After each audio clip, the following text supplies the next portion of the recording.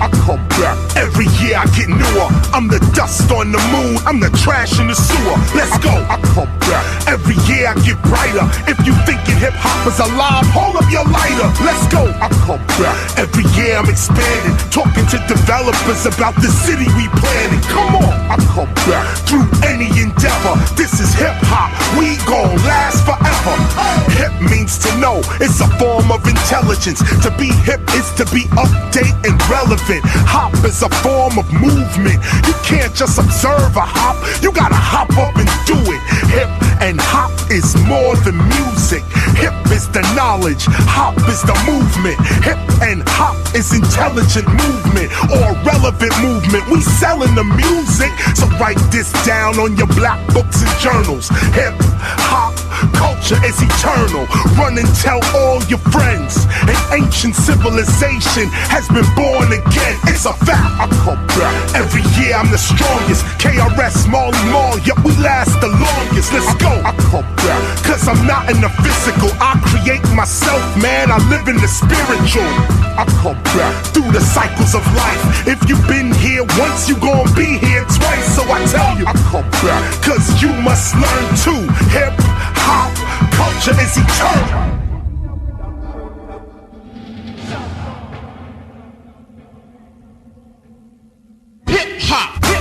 Infinite power helping oppress people. We are unique and unequal. Hip-hop, wholly integrated people having omnipresent power. The watchmen's in the tower of hip-hop. Hydrogen, iodine, phosphorus. Hydrogen, oxygen, phosphorus. That's called hip-hop. The response of cosmic consciousness to our condition as hip-hop. We gotta think about the children we bringing up. When hip and hop means intelligence springing up, we singing what? Sickness, hatred, ignorance, and poverty, or health, love, awareness, and wealth. Follow me. I come back. Every year I get newer. I'm the dust on the moon, I'm the trash in the sewer. That's right. I come back. Every year I get brighter. If you think hip-hop is alive, hold up your lighter. Let's go. I come back. Every year I'm expanding, talking to developers about the city we planning. I come back. Through any endeavor, this hip-hop, we gon' last forever. We will be here forever. We will still be here forever. Get what I'm saying? Forever. Marley, I come back. Every year I get newer. That's that. That's that. I come back. Every year I get newer. That's that. That's that. Yes, indeedy. I wrote graffiti in your city. Welcome to the Temple of Hip Hop. I am, of course, KRS-ONE, and I am glowing today. It is, well, first of all, it's just another day. And like I always say to you, the day is not out there. The day is in here. And I'm having a wonderful day. I hope you're having a wonderful day as well. And if not, maybe this session will help make your day a wonderful day. We're talking about prayer, prophecy, affirmation today. This is the Temple of Hip Hop, by the way, a hip hop preservation ministry, archive, school, and society. And right now we're located at 55 Ludlow Street, Newark, New Jersey. Brick City, shout out. South Ward, shout out. That's where we're at, right there, building our temple. Those that are on these calls, we jump on every Sunday, 12 o'clock. We get on like this and we discuss philosophy. We approach hip-hop philosophically. We've been approaching hip-hop philosophically too, by the way. We didn't just start thinking about hip-hop yesterday or at its 50th anniversary. This has been going on for some time now. And I mentioned that also for those that are just tuning in, those that just maybe listening to us for the first time or maybe a second or third week, you know, this is a teaching and you have to go over your teachings over and over. This is not a commercial enterprise where I'm trying to sell you something in that sense. This is a knowledge, and this knowledge is reserved for a certain kind of people, which is why we have removed ourselves, so to speak, from the world as a temple of hip hop. We've removed ourselves. We are set aside in the preservation of hip hop. We're not approaching hip hop as a commercial item or as an object to be bought and sold. We're not looking for solely opportunity. You know, we're not opportunistic within hip hop as culture. We eat and we live and we survive and we advance through our culture. Yes, indeed. But we're never going to sell out our culture or shortchange or forget, ignore even the principles of our culture, hip hop, what started this. We're never going to forget that in our pursuit of peace, love, unity, and safely having fun.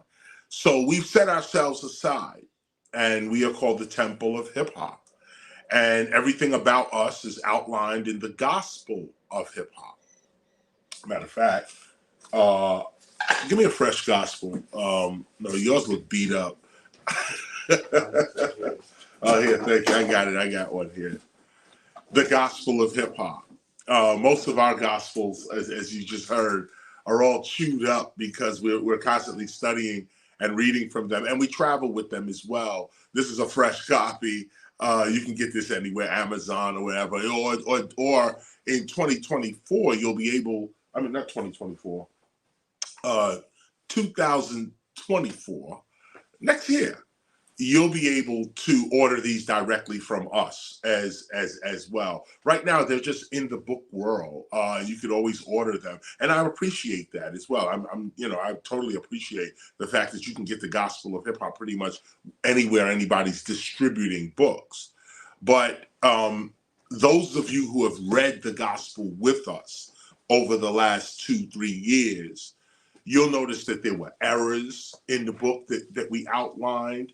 You'll notice that we need a paperback version. We talked about the paperback version of this as well. And some of us were even suggesting adding pictures, photographs, as well as hand-drawn graphic images within the gospel of hip hop as well.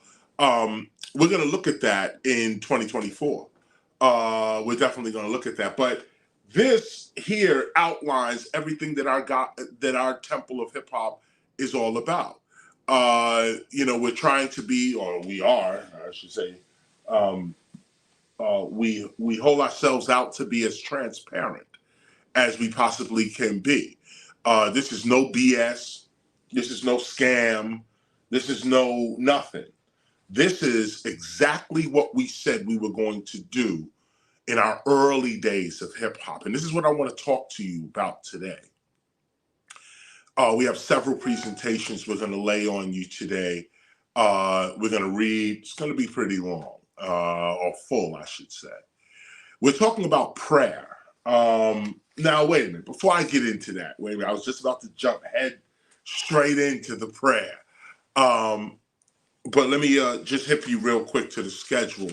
Before we start, I usually go over the schedule. Let me just hit you with this really quick. This week, November 28th, 2023, I'm at Sony Hall with Red Alert, DJ Red Alert. Red Alert is celebrating 40 years of DJing on the radio. I'll be there celebrating with him because I'm probably those 40 years with him. I'm probably 38 years. He started, I think, in 84 with it. And I think he's coming up on his 40th year like that, or even 83, might have been 83. Red goes back, even before KISS FM.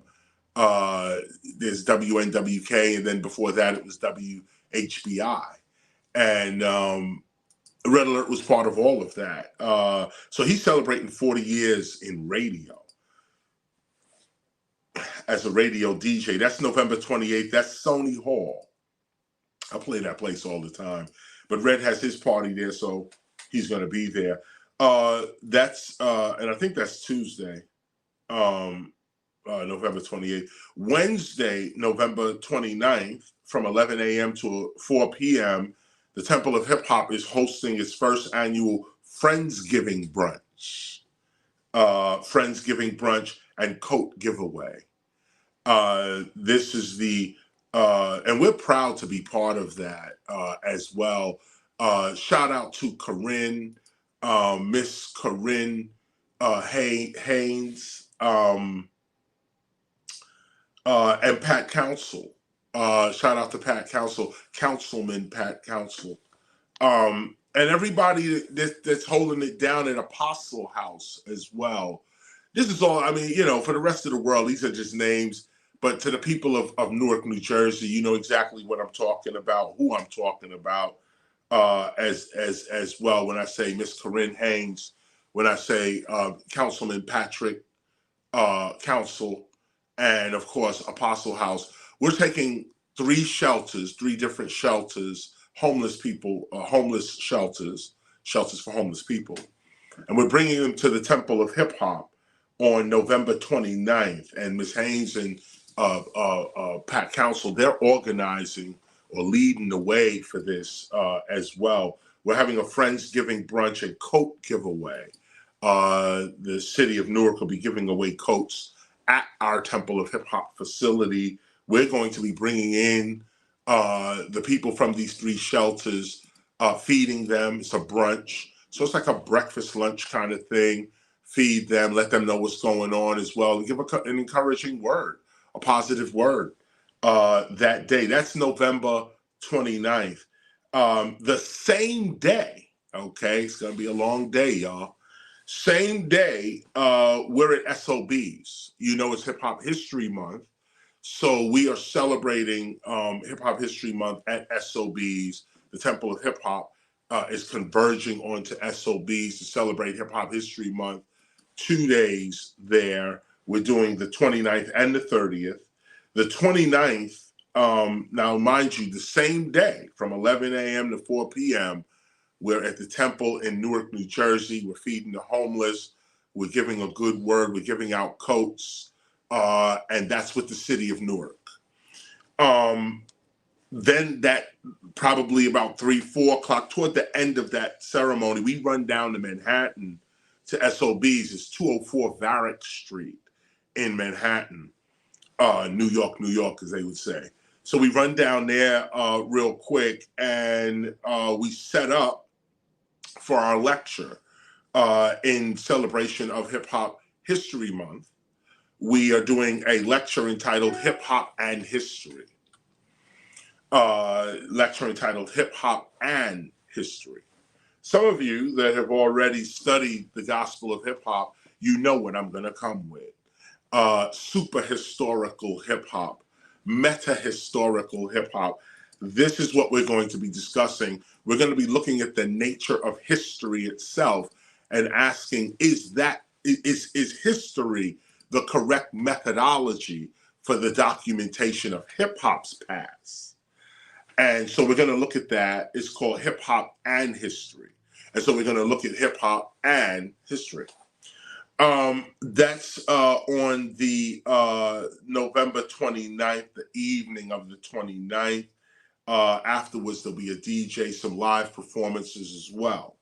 November 30th is the actual knockdown concert. KRS-ONE returns to New York.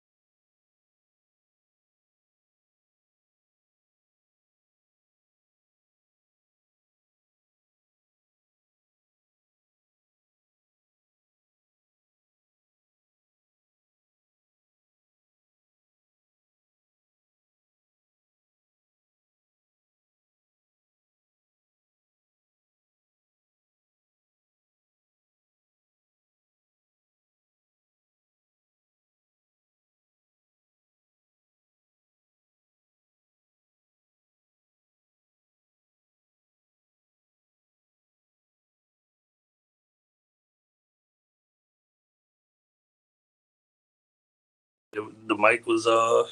Mic went off. Hold on, everybody. Hold on 1 second. Technical difficulties. See, this is why you do the schedule first.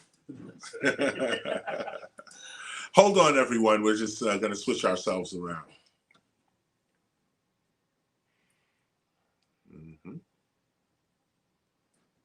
Let's do this one more time.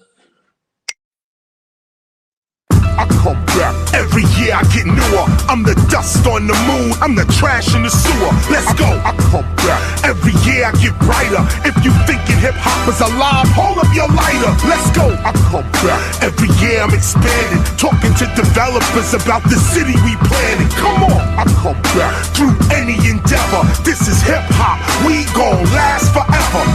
Hip means to know. It's a form of intelligence. To be hip is to be update and relevant. Hop is a form of movement. You can't just observe a hop. You gotta hop up and do it. Hip and hop is more than music. Hip is the knowledge. Hop is the movement. Hip and hop is intelligent movement or relevant movement. We selling the music, so write this down on your black books and journals. Hip hop culture is eternal. Run and tell all your friends. An ancient civilization has been born again. It's a fact. I come back. Every year I'm the strongest. KRS, Marley Marl, yep, we last the longest. Let's go. I come back. Cause I'm not in the physical. I create myself, man. I live in the spiritual. I come back through the cycles of life. If you've been here once, you gon' be here twice. So I tell you, I come back. Cause you must learn too. Hip hop culture is eternal.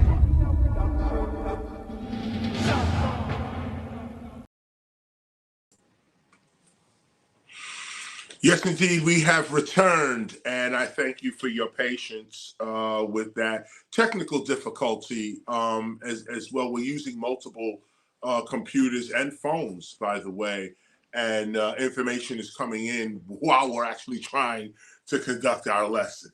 So I thank you for that. We fixed our situation, so I'll just continue. I think I cut off where I was talking about the SOB's concert, and I went into November 30th.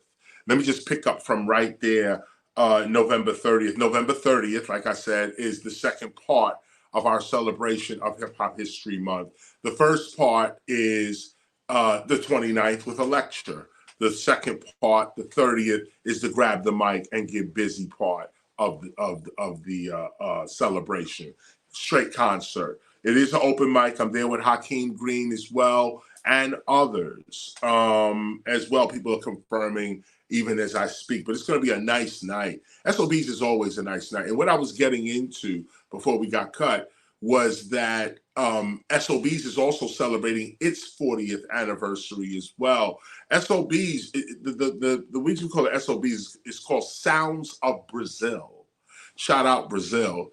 But the owner of SOBs, Larry Gold, had an affection with Brazil. Named his club after the music of Brazil, Brazilian music, which is a whole bunch of sounds and African rhythms and all types of stuff. Rich history there. So he named it Sounds of Brazil. But in that, he was, as SOBs comes up, this SOBs can be on the same level, like I said, of a Latin Quarters, a Union Square, a Disco Fever. Anybody who was coming up in New York, especially in the 80s, the late 80s, really the whole 90s, I should say, came through SOBs at some point there. So I'm honored to go back and be part of SOBs as well. Let me also make sure technically we're good and you guys can hear me, right, on other devices. So I'm gonna make sure we just do a little check real quick. And yeah, okay, we good to go. So let me run you through our schedule. Okay, continue to do that. So that's the 30th, 29th and 30th. We're at SOBs. December 1st, Friday, December 1st, we're having an open mic at the Temple of Hip Hop. Again, open mic at the Temple of Hip Hop we're beginning to meet the Newark MCs and those in the tri-state area with any kind of skill or courage. Stand forward. Open mic, December 1st. And remember that these open mics, by the way, I'll explain that in our other lessons, but these open mics really are avenues to be heard and seen. We're opening up new avenues for artists to display their talent, and whatever that talent is, it's related to hip hop, not just MCing, but breaking. Show me your artwork as well. You may even be able to sell a few prints just by showing your art.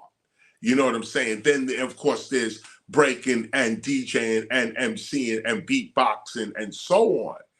And so keep that in mind as well. We're opening a doorway for our really talented hip hoppers to raise their value, raise their worth, be seen, heard, and then valued.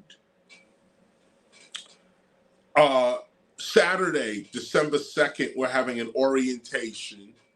Those who are dues-paying members of the Temple of Hip Hop, you are invited to this orientation. You will also get a recording of this orientation as well. We're going to record it, and you guys will get a recording of that. But this orientation, and also dues-paying members of the Temple of Hip Hop as well, you're going to get the update. Tomorrow we release update number 8. So you're going to get this update tomorrow, and it's going to outline a lot of what's going to go, well, not a lot, but I would say a taste of what is going to be, what we're going to go over in our orientation. The orientation is Saturday, December 2nd, and the orientation is for our teachers. Those that know that we've been meeting with Newark teachers. We've been meeting with Newark community organizers. We've been meeting with tenants associations. And these meetings are now culminating to an orientation for those that want to do events at the temple, teach at the temple, even work at the temple on that level. There's an orientation. You got to know how we approach ourselves. Like, for instance, I'll give a few, some of you may know already. We end our prayers with "There it is." And it's an affirmation that points to where our prayers are. Like we say, it's where you would say "Amen," or some would even say "and so it is," and so on. We say "There it is," and that was formed unconsciously. That's why we use it. Part of the Temple of Hip Hop's documentation of hip hop is to document our unconscious creations, things we just said and did and didn't really think about it, but it was just said and did. Later on, we go back and we look at it and say, wait a minute, that defined who we were. Even the very term hip hop is really, its origin is mysterious. I mean, we give it to Lovebug Starsky. We may give it to Hollywood, Teeth Cowboy, Sugar Hill Gang, Zulu Nation. But really, where did it really come from? And so, don't let me get off into that. But the idea of orientation talks about, well, I just mentioned "There it is" as an ending affirmation of prayer, but also go into things like the 3 spellings of hip hop, and hip hop, and their meanings. Hip hop as consciousness, hip hop as culture, hip hop as commerce, or as a music genre. There's 3 different spellings to that. That's part of the orientation. Spelling hip hop with a capital H is part of the orientation. And what's a blessing for the Temple of Hip Hop is that we are connected to the city of Newark. So the changes we make to hip hop at the temple are the changes that the city of Newark are going to make as a city. So we're saying, let's spell hip hop with a capital H. It's the name of our culture. It's the name of our specific group. It is our proper name. Therefore, it should be treated as a proper noun. Hip hop, capital H, lowercase I, P, space, capital H, lowercase O, and P. hip hop. So these are the things we're going to go over in orientation. Those who would like to attend the orientation can do so. You may want to be part of this. January 14th, we're in Atlantic City. January 14th, we rocking it. You know, we do that every year. So we're doing it again this year. Shout out to Atlantic City and everyone who attends. January 21st is G. Simone's birthday. G. Simone's birthday, January 21st. And that's going to be a blast. More information on that to come. A blast master. January 25th. Well, here's the list of dates. January 25th, 26th, 27th, and 28th. These 4 days, we're going to do a hip-hop masterclass at 1520 Sedgwick Avenue. Some of you attended this masterclass last time. It was phenomenal. It was the true hip-hopper. It was the hip-hop cultural specialist Tier 1 certification. Those who have their certification can get into these courses half price. As you know, these courses are $499, basically $500. And of course, you leave. Those that attend these courses will leave with, those that already attended the course for $499 last year or this year, months ago, those that attended that course, you get half price off if you attend this course and you move up to Tier 2 of the Hip Hop Cultural Specialist. I will be giving a more robust lecture. It is the same lecture. It is the same PowerPoint that you've already received. So if you think you don't need to hear this anymore, or you have the master class that we did, or you're holding an introduction to hip hop, the booklet, you may not need this. Study on your own, do what you got to do. But we are at the birthplace of hip hop, and I will be inviting Grandmaster Kaz. I will be bringing, last time it was just me, and we had a great time. It was just us.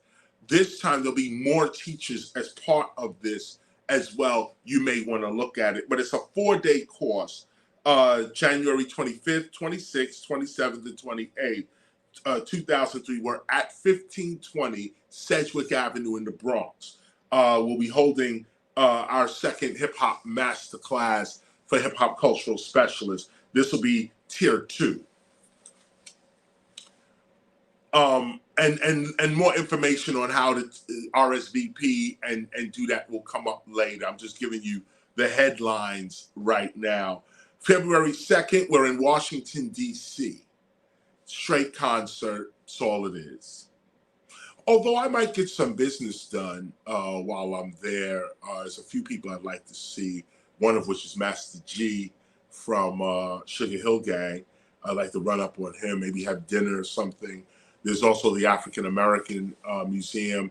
I'm in the museum. I may want to go back, touch up my exhibit, whatever they saying about me in there, maybe give them some more potent information, this kind of thing, so on. But Washington, D.C., that's February 2nd. Also February 2nd begins Black History Month. We're going to February. Those that have heard the lecture, you know that February as Black History Month is a special time because the very word February, it comes from the word februate, and it means perfection. It's actually a Sabine word, a Sabine or Sabine word, one of the African branches of Italy. These are African people. They're depicted in art as white folk, but the real people are Black people that lived in Italy, out of Yemen, actually. But anyway, enough of that. They came up with this term called, so many, februate. These are all the English and European terms to it. Fervario, I think that's The Italian. I have this book in my head. I'm looking at it mentally. But the bottom line is that February in any configuration means perfection. It's a time for purifying.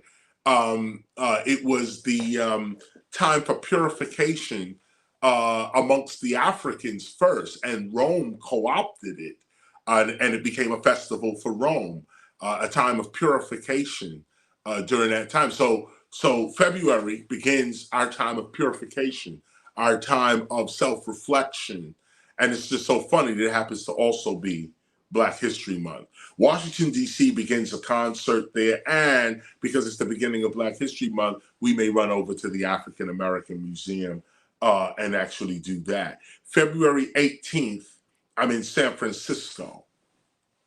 February, and that's iffy. It's not in yet. Excuse me. It's not in yet. San Francisco. We're still working the contracts, but I'm speaking in faith right now that San Francisco, February 18th is when I'm supposed to be in San Francisco. But that starts the California run, which we're still looking around California. Some of the dates we didn't want to do, some we do want to do. I'm being very picky with the dates because, again, like I said to you, I'm not really going out there on a business trip. It's not like, I'm going out there to try to make money and kind of thing. I'm going out there really on a craft mission. And of course, out there, your concert dates and all the accolades that come with the dates help you to be out there, hotels, this, that, the other. So, I get a little study off, we get some sunshine, and I get the craft off. I get to MC, I get to do my thing in smaller venues. I said this all last week. Oh, sorry. Why you ain't tell me, Joey? He's looking at me. I didn't see. Well, what I look like now? What you saying? Are you sure? No, hold up. There you go. Having a bad hair day, y'all. No, See, now we over here now, right? Hold up. It's just staying up. There you go. Okay. Yeah. Give me some grease, some oil. That's what it is. So San Francisco Bay Area. We're supposed to be over there. We're coming with an exhibit, concert, lecture there in February as well. February 22nd and 23rd, we're in Venice. February 22nd and 23rd, we're in Venice, California. February 28th, 29th, we're in San Diego. These are two shows. February 22nd, 23rd is Venice, really LA. February 28th, 29th is San Diego. Two shows back to back, and you see what I'm trying to do. I'm just trying to hunker down into one spot and really blaze right there. I'm going to record some of my stuff. I get to freestyle, make up stuff right there. That's what these shows are really about. Now, of course, there'll be a live audience there. Despite my own illusions, there'll be people there ready to see KRS-ONE in concert. But we're going to break them too. It is going to be what it is. But I'm also going to pull out the drum machines. I'm going to pull out, some other stuff and create probably my next album during these times. This is how I do it in that sense. Everything else is tentative. I got a bunch of contracts I'm holding, but nobody's firm. So far, this is all that's firm, and it's not a lot, and it's cool. We just have these about 4 dates in really 2 dates and 2 shows in 2 dates in 2 places in February. And like I said, I'm in San Francisco from the 18th. And notice from Washington, D.C. on the 2nd jumps all the way to the 18th. So in between from February 2nd to the 18th, I could be in Texas. I could be in Albuquerque, New Mexico. I could be anywhere really. Arizona. There's a record store I want to run up on. We've been talking about it for a few years now. Maybe run up on them. So, and I take a slow ride across as well. Meditate, get that mountain air in you. see America for what it is, especially on the West Coast where you get into the desert area, mountains and stuff like that. You need some of that, especially a city guy like me. We appreciate that mountain range, literally. So that's for now. That's Cali. That's what's firmed up right now. And again, San Francisco's not firm. It's just we're close to contracts on that. So I'm just mentioning that real quick, and doing it like that.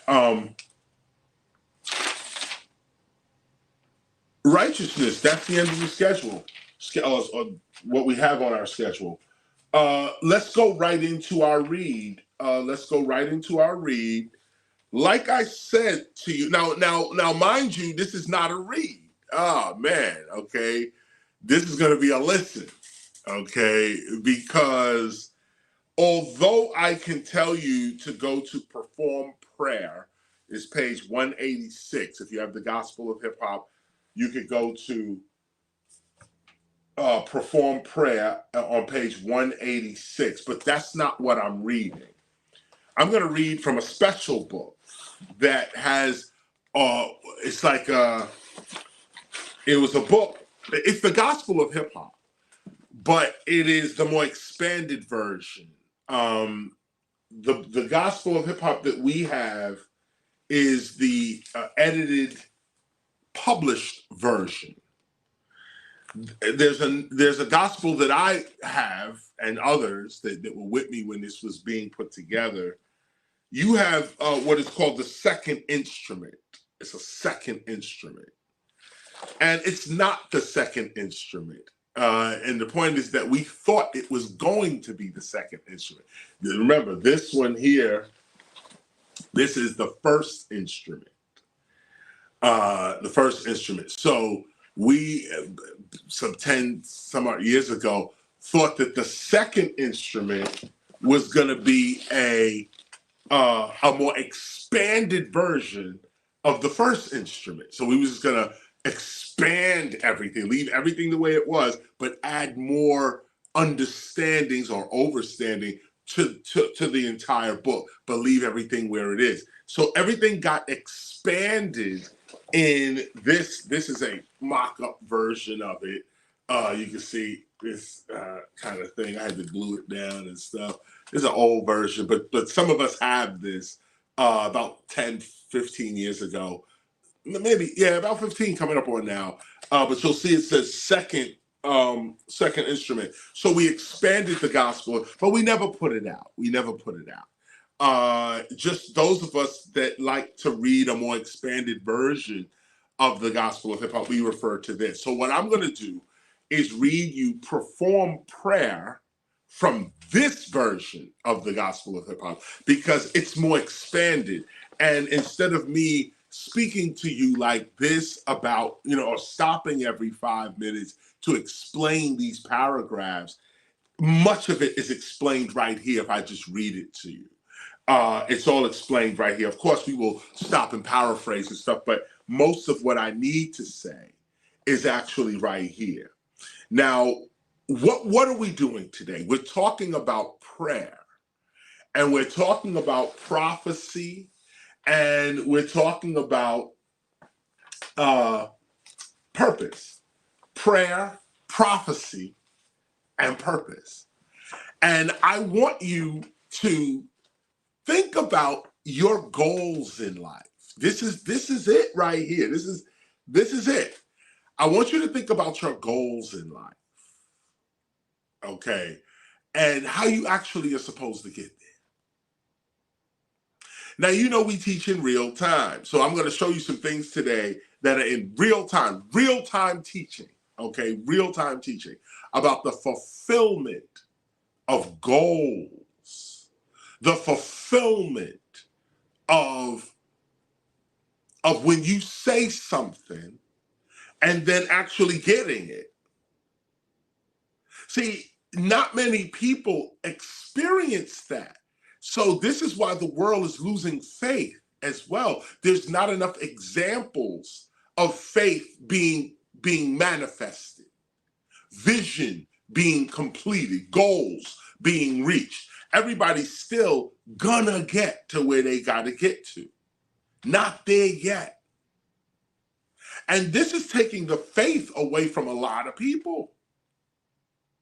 But here at the Temple of Hip Hop, we're using ourselves as the evidence as to why you need to keep the faith in your own goals, with your own vision, with your own purpose. Be encouraged by our success, because that's what it is, success. We're moving in succession. We went over this last week, right? Succession. And any move forward is success. And so we count our little successes as we reach the total success, which is whatever our goal or vision was. So let me read you a little bit about prayer, because the way we arrived at our vision, the manifestation of our vision, and what is the manifestation? What is our vision? Well, the smaller visions first is peace, love, unity, safely having fun. That's a vision. Living in peace, in love, unified, unity, some sort of community. Having fun at the jam, at the hop, at the powwow. Peace, love, unity, having fun. That's a vision. When are we going to get to it? When, as a group, yes, some of us may be getting to it individually. Some of us get to it individually and temporarily. Like it's peace, love, unity on Monday, but by the time you get to Thursday, it's sickness, hatred, ignorance, poverty. We're back to that again. So we ask, when do you achieve your goal? And how do you know when you've achieved it? Because I tell you the truth, a lot of people say things that, like when they're young, you dream the impossible. And so you splurt it out, I'm going to be president. And you don't think nothing of it. It's that unconscious. You don't think nothing of it. Then all of a sudden, somehow, 30, 40 years later, you running for president. And you may actually win. But if you don't remember that you said that 30 years ago, you'll question, well, why am I doing presidency? Why am I the CEO of this company? Why do I have this family? Why am I connected to these people? Because you forgot what you said years ago in an unconscious young state, really a divine state. You spoke the word. But you forgot it. And that's also what makes the word happen faster. And makes it more sure that it's going to happen when it goes into the unconscious. Some call it the subconscious. You have the conscious, the subconscious, and the superconscious. Some call it the subconscious. Others say unconscious. I rather the word unconscious. I don't know about that sub thing. All consciousness has a role to play. But to place conscious awareness above what, this other thing, is to not realize your entire being. So let's get the words right real quick. I do concur, you are consciously aware, but there's another part of you that's unconscious. You could even say preconscious. The thing that expresses consciousness, what is that? Well, it's there that we use it all the time. And it's there that reality is manifested in the unconscious. So it's very important for you to remember what you say about yourself, about your dreams. Some people don't even have faith in their own dreams. Like not like you don't have faith, but like you say something And then you really don't believe yourself that it's really coming to you. It's just too much. Like, yo, I said it, but it's not, I don't believe it. I just don't believe it. And look what you do to yourself. You decreed something that you don't even believe. You said something that you don't even expect to get. This has to change. When you say something, you have to expect that it's going to come to you. And how do you expect something to come to you? You respect what is coming to you. Or we're going to learn today. Today is a day of learning. You're going to respect. What does the word respect mean? Respect. We're going to start right here. Respect. Re means again. To do again. Spect means to see. Spect means to see. Inspect, so on, to see. Spect. Spectacles. You're being a spectacle. Something to look at. Spec, okay, means to see. Respect means to look again. To look again. To respect something means to look at it again. Before you make a move, look again. And whatever you're looking at again is the respect. You're giving that the respect. So I walk outside, dude's getting ready to rob the candy store, rob the bodega. They say, yo, come on and get down with that. You like, damn, I could come up right now. But let me look at it again.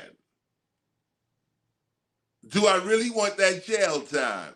Do I really want that guilt? Can I just wait? Respect yourself. Look again at yourself. Look again at the situation. Look again at your ancestors, your family. These are all things you can look again at when you're getting ready to make a decision. So the first thing to really look at again, when you get ready to go forward, what do you have to look at again to go forward? Yourself.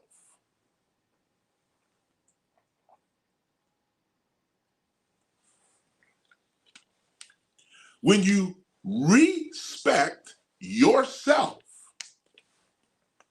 you bring value to your word. Because you're not going to go against your word.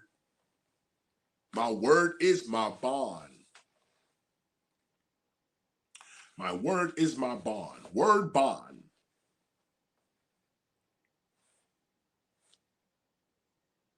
How many people's word is their bond today? People lying, gossiping, giving wrong answers. Yeah. How is your word your bond? You can rely on my word. You know, this makes me think this comes down to even emceeing. I'm proud to say that after 30 years, my word was bond. You could still rely on my words from 20 years ago. Whereas others, you can't rely on their word. It was, you look back on some of these songs and you can see they were trying to get you then and they trying to get you now. And you can't rely on that. If you try to imitate any piece of that lyric, you going to jail, you're going to lose your family, you're getting kicked out of school, something. It's unreliable. Their word was not their bond. And of course, I'm not criticizing. I'm teaching a lesson. You're going to hear me say that several times here, okay? Because it can get critical. We got to speak the truth. Is your word your bond? Can you stand on your own word? Because if you can't stand on your own word, no one else can. Matter of fact, no one else will. They're going to look at you, be like, you ain't standing on your word. You say you this and you not. You claim that and you're not. And this is not about, those with vision that haven't reached their goal yet. Because even those that have a goal have an authenticity about themselves in the reaching of the goal. You didn't get to the goal yet, but everybody around you is like, yo, any day that goal coming for dude. Why? Because he's working on it. She's practicing every day. Every time she opens her mouth, she's talking about this dream, talking about this goal, talking about this vision. You say, what's she doing? Working on her vision. What he doing? Working on his goal. So even if you ain't got the goal, you got the character of the person who looks at themselves again in regards to the goal in everything that they're doing. This is how you stay out of trouble. If you got a goal and something to do, people can't tell you to go rob somebody. People can't get you into murder. People can't get you lying and gossiping and slandering other people's names. They can't get you into that. Why? I got something to do. I got somewhere to go. I got a purpose. If this is not part of my purpose, it's just really a waste of time. I'll entertain it as entertainment. Come on, I'll listen to a little bit of gossip. Yo, you heard what happened the other day? Yo, you heard this dude right there? Yeah. Oh, you can listen to a little bit of that. But when it's time, now when you're trying to get serious, oh, you put that to the side. And now your word gotta be your bond. First to yourself and then to your community, the people around you, your family, your friends, your peers at work, the people around you.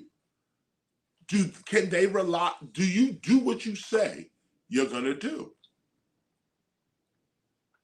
So why do I start here? Because this is this is about philosophy. I'm talking about prayer, and affirmation and visualization, but from a philosophical point of view. We're dealing with this logically, rationally. We're dealing with prayer rationally. Most people deal with prayer only emotionally. Now, of course, the center of prayer is emotion. You got to cry to the Lord or laugh or be confident, have your faith. All of this is emotional, and God hears that. In fact, there's that word God. If you don't really understand God, then none of this is for you. Even from a scientific point of view, even from a philosophical, rational point of view, if you cannot rationalize God, then this is not for you. Some rationalize themselves out of God, and that's cool for them. It's called atheism. And so you got that right there, and that's welcome too. But there are those of us who lived an experience, lived a certain thing, and really are still living it.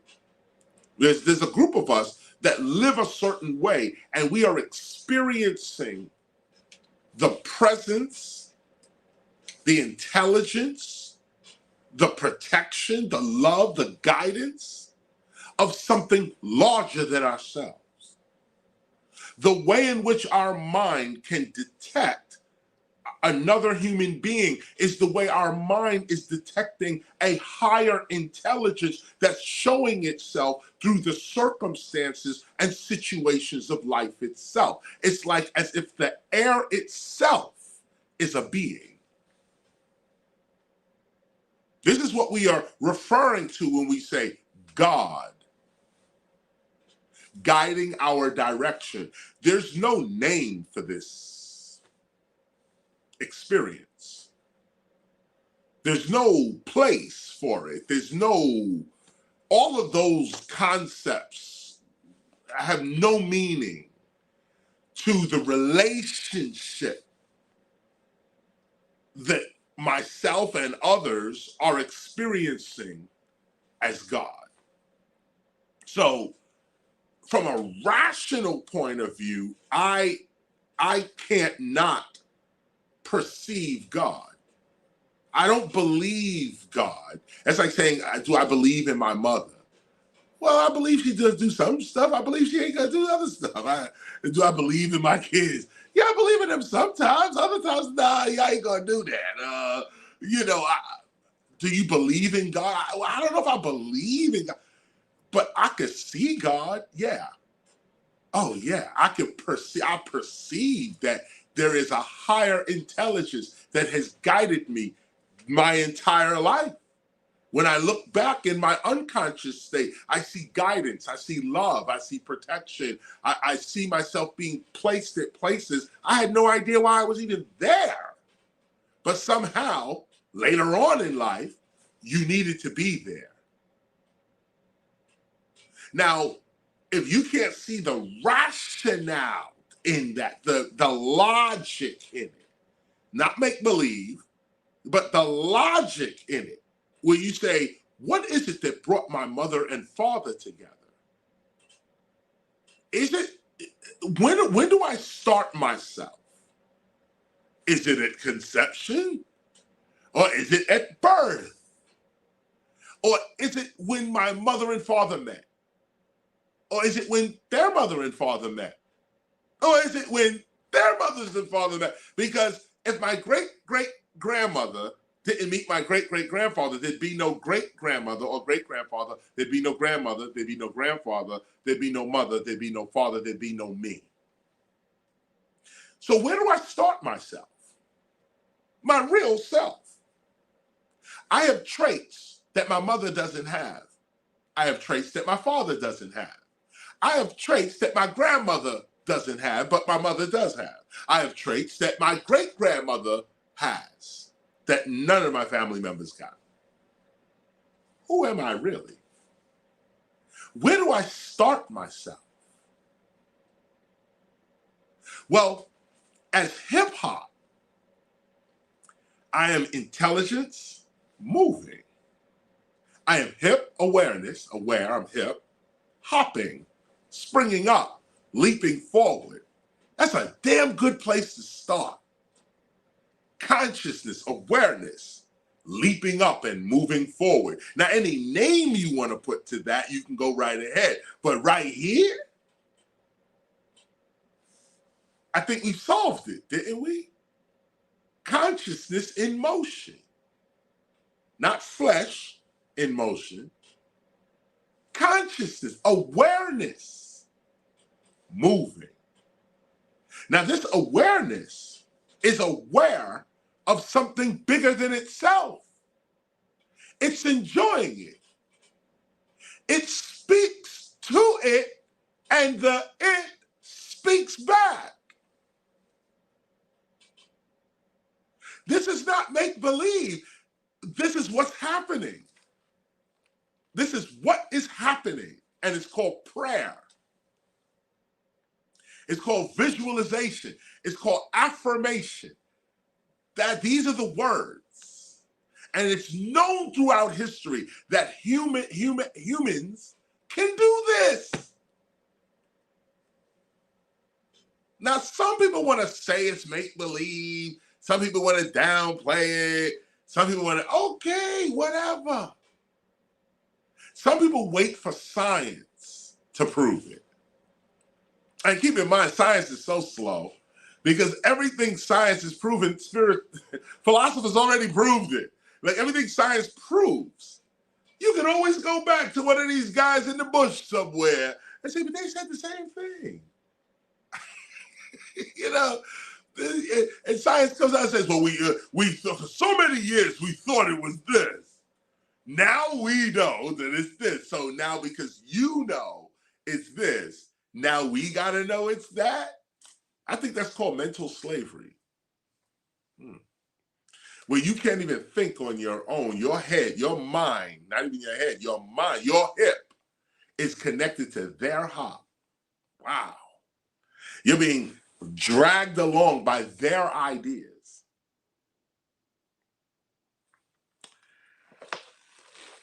Prayer begins with a belief in something higher than yourself. If you do not perceive something higher than yourself, then this is just, I guess you should just listen to me because it'll just be entertainment, really. But for those of us that are walking with a divine energy, you feel it, you know it, it has already worked for you. The world has already been defied many times by this force. You thought it was over, and you appealed to something. Lord God, help me right now. Okay? And you were helped. See, so often, a lot of us use God. We're not really with God. We're using. So the minute God helps us, we forget all about the help. We're just so grateful to get out of the trouble that we were in. We forget to thank God. And not just thank God with a thank you, but thank God in remembrance that you got me out of that, you're going to get me out of this. You start to calm up real quick. You start to say, you know what? I have more confidence in myself and my abilities now because I saw what happened last time. My God is real. Now, let's talk about that. So if in fact you are a perceiver in God,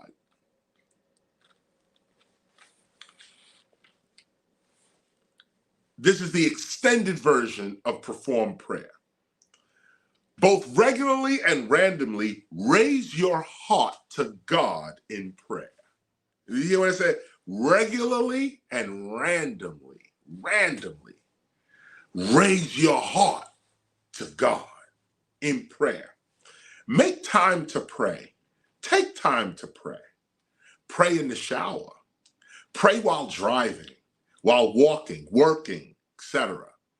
Thank God often and find peace in the security of God's presence. Do not concentrate on the proper words to say. Focus more upon expressing the joys, questions, cries, and groans of your own heart. Prayer is relaxing. It lowers one's heart rate and blood pressure. Just stop there for a minute. See, that's science. And philosophy deals with both religion and science. It's the mother of them both. So when we're approaching prayer, it's not just a metaphysical experience. Prayer is actually relaxing. It lowers one's heart rate and blood pressure. For us, Templars, prayer is not ritualistic or repetitive speech. Do not posture before God. Allow your heart to cry out to God with God. For it is the sincere cry of the heart in joy or in sadness that attracts the response of the Great Spirit, not words. Know through righteous living that you are loved and cared for, and that God will always make a way for you, and if needed, protect you. Know in your heart that your God already sees what you need. So when you pray, thank God for satisfying your needs in advance. Thank God for the finished work. Feel the reality of the finished work. For everything already exists and is already available to you now. It is only your doubts that block or deny the existence of everything happening to you at once, so that out of your own fear of chaos, you can bring order to your physical world. When praying, simply allow things to happen by ceasing your doubt and fear of them happening. Let me stop here for a minute, because this is science again. Okay, I mentioned this film. It's called What the Bleep Do We Know? You may want to go take a look at that. What the bleep do we know? But they talk about quantum mechanics or quantum physics. And what they talk about here is like this, okay? Everything already exists and is readily available to you now. It is only your doubts that block or deny the existence of everything happening to you at once, so that out of your own fear of chaos, you can bring order to your physical world. Now stop. What this means is that it is known, there's different numbers for it, but it is known that the brain is only picking up, say, 2,000 bits of information. Like in the room that I'm in right now, there's a bunch of stuff going on, but my brain is only picking up 2,000 bits of that information. It's shutting out everything else that's actually going on. Reality is going on all the time in the brain, okay? The whole reality is going on, but it is fear and doubt, these are the good parts to fear and doubt. The fear and doubt in you blocks you from seeing everything at once. You couldn't make sense of your world.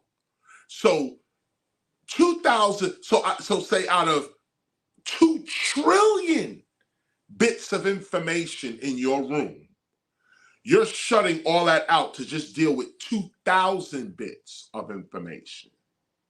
And those 2,000 bits of information that you're dealing with is the reality you have.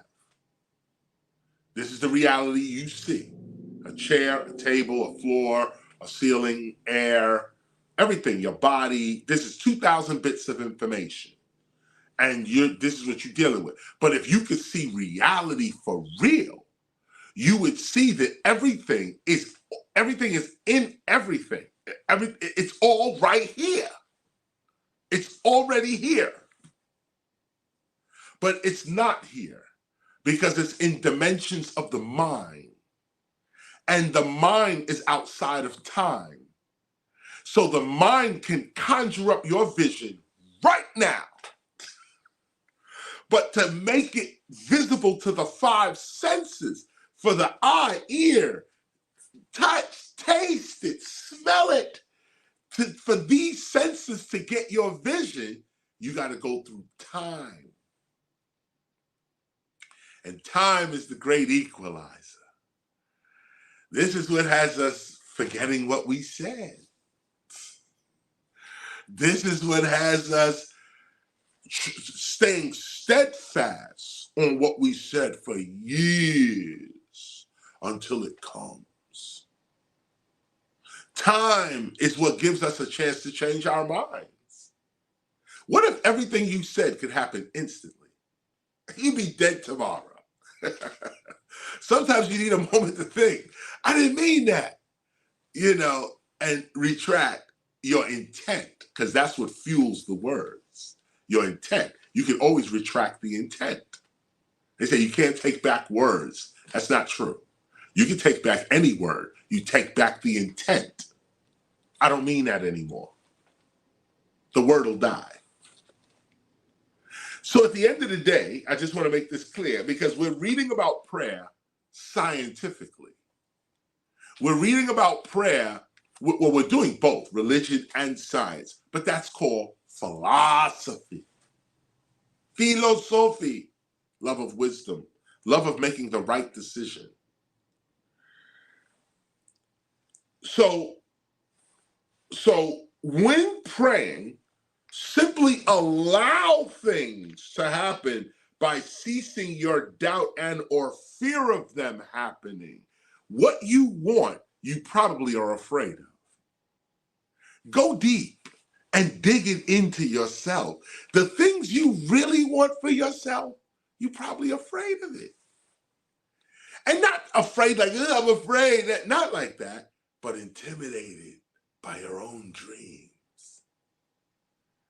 Intimidated by it. Like, you're like, man, like, if I really got that, what would I do? If I really, it's going to squash me. It's going to. And you may say to yourself off the top of your head, nah, man, my dream, I'm good with it.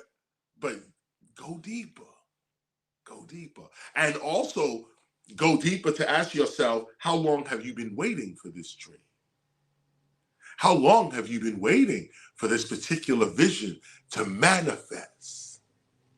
And that's what this lesson is about today. It's about manifesting your dreams, manifesting your goals, and the character that it takes to get there. Let's read on. Stop doubting and or denying the existence of those things that you want or truly need. Everything you need already exists in your reality. Stop doubting and or denying those things you desire. Let me say it again. Stop doubting and or denying that those things you desire are separate and distant from you, from your immediate reality. Simply allow them to exist in your world. Let there be this and let there be that. These are the secrets right here. Let there be. Expect what you want in prayer. This is the secret to prayer, especially prayer that wants something, prayer that's asking for something, that kind of prayer. You have to expect that you're going to receive. You can't just pray and not really believe you're going to receive.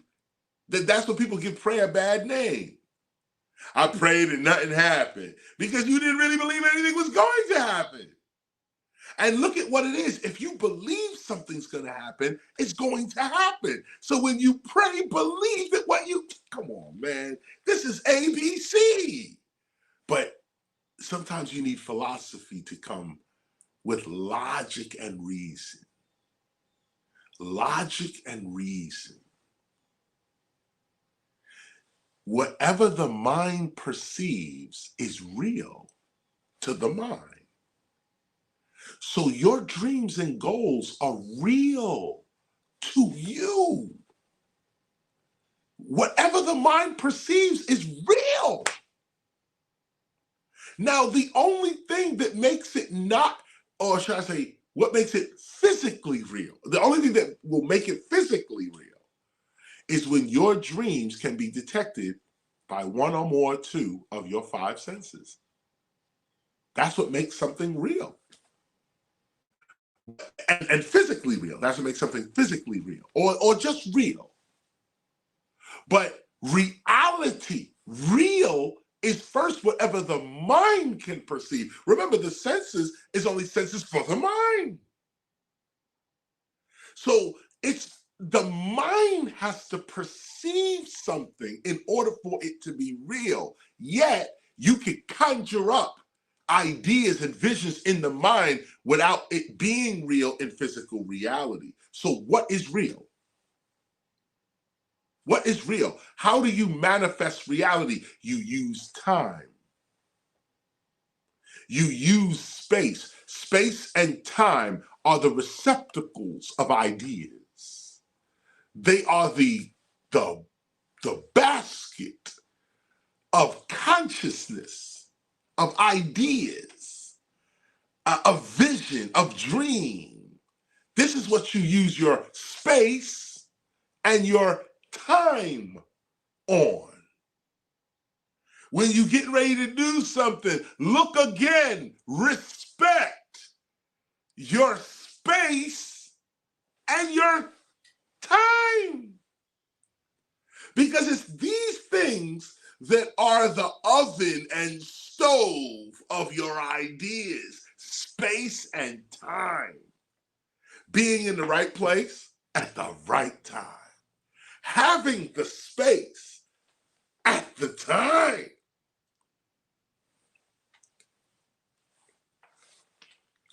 Let's read on.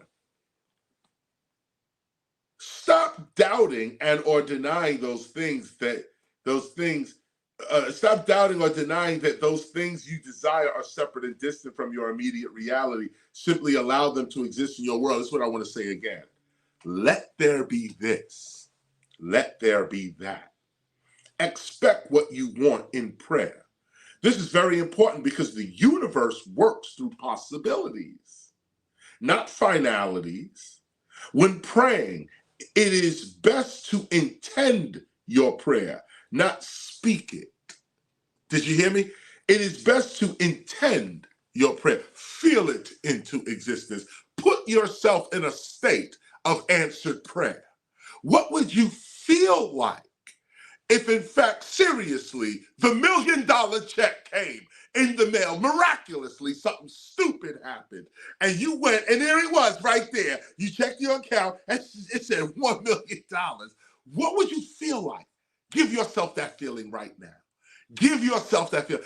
The deed, the land, the mortgage, it's here. You have it. You own the house. That's it. It's done. What would you feel like walking in to your brand new mansion? You can give yourself the feeling of it now. Now.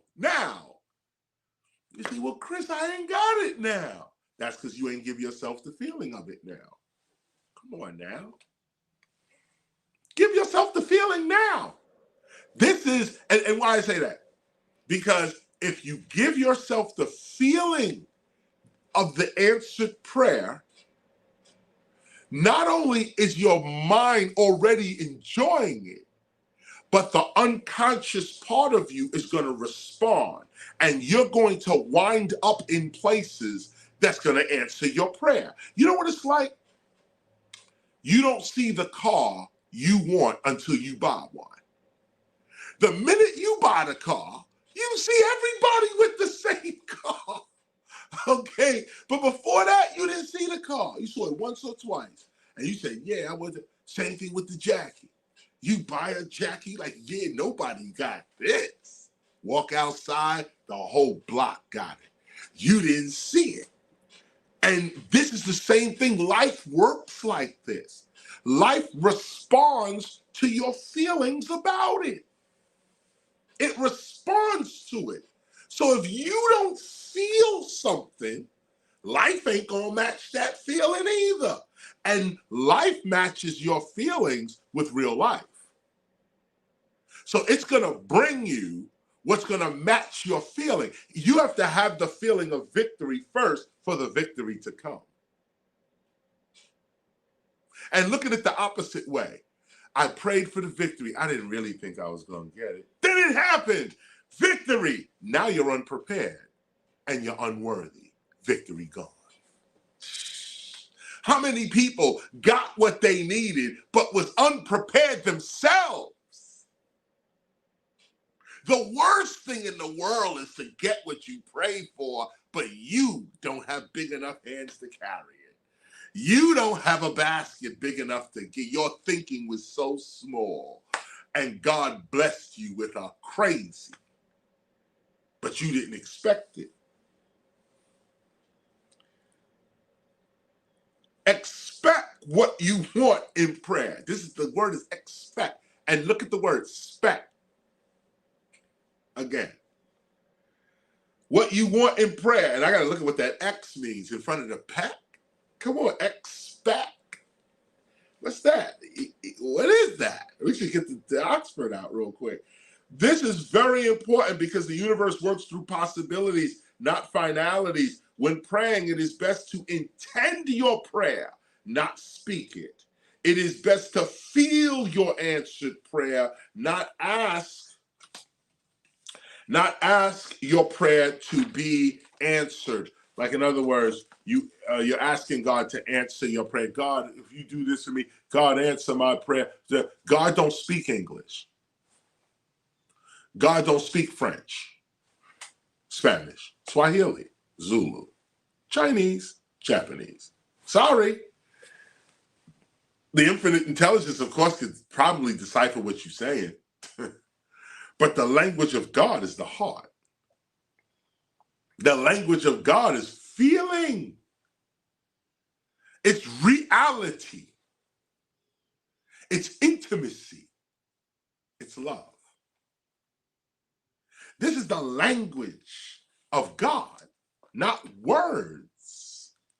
If you must speak, though, speak in terms of if and may, and that would be, or this should be.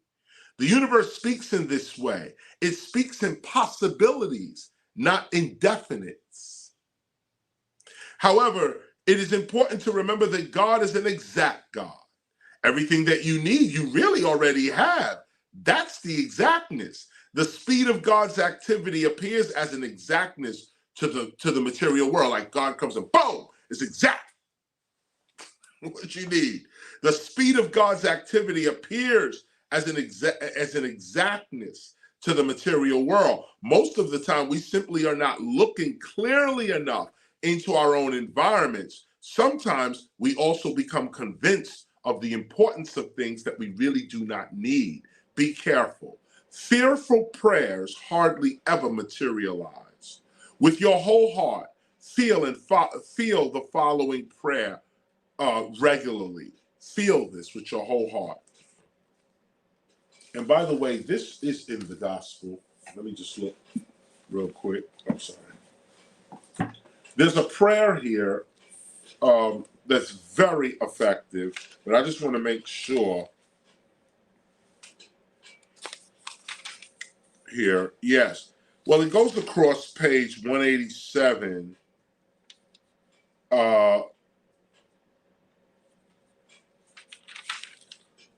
Yeah, it goes across 187 to 188. Let me read you this out the gospel, and then I want to show you the expanded version. So this is 188. It says, with your whole heart, repeat the following prayer regularly. Okay? Now, the expanded version says, with your whole heart, feel the following prayer regularly. Great and Holy Spirit, I am the light of my world. The love that guides me, you may enter now into this temple, fulfilling the purpose for which it was built. I am clean and unafraid. Great Spirit, you can keep my foot. Great Spirit, you can keep my foot upon the path of holiness, that I may be able to give without watching the cost and endure without stress. May I be in your care and protection, for if my eyes cannot see a way, your love can reveal the obvious, and I may be saved again. There it is. Slightly different, but more accurate to the science of prayer. Say this with your whole heart. Feel it, see it, believe it, and most of all, ask it. This is another lesson now. Use your asking heart and expect God's possible response. Move in this faith. Walk in the direction of your prayer. But remember, your prayers are more likely to be answered when your prayer requests are also in harmony with your being, with your true intentions, your true thoughts and actions. To pray is different from prayer. Let me say that again. To pray is different from prayer. Prayer is the action, feelings, or words of praying.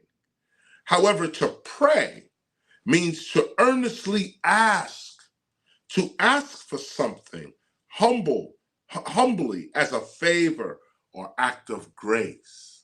So remember, prayer is the act of prayer, but the prayer itself is an ask. And in this regard, there are other kinds of prayers. There's confirmation prayers, forgiveness prayers. This prayer here is to receive. It's an ask. To pray is different from prayer. Prayer is the action, feelings, or words of praying. However, to pray means to earnestly ask, to ask for something humbly as a favor or act of grace. To pray means to do a thing that may be or that a thing may be. To pray does not mean to demand.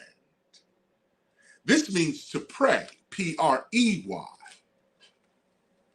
And many people P-R-E-Y, pray like an animal on God, as opposed to pray, P-R-A-Y, to God or with God. In their desperate demanding, they attempt to rob, plunder, or pillage God, like a child that puts his hand in your plate while you're eating, asking you, can I have some of that? This is where expectancy becomes robbery.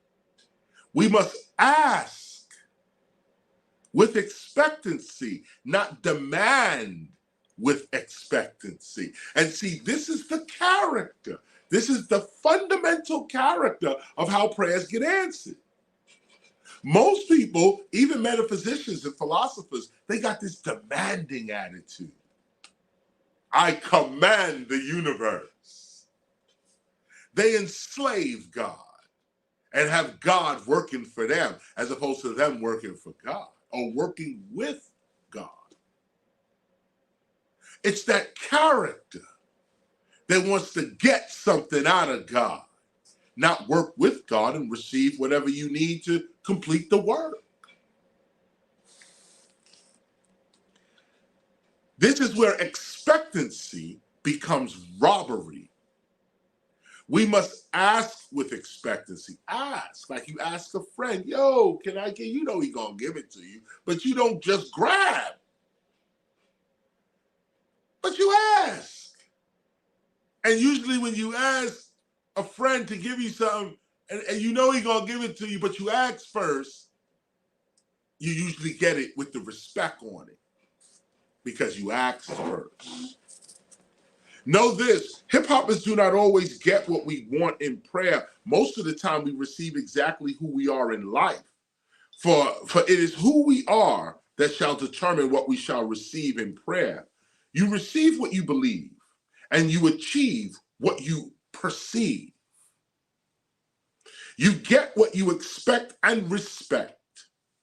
You can only attract that which you really are. And a healthy respect for God begins by asking, not by demanding.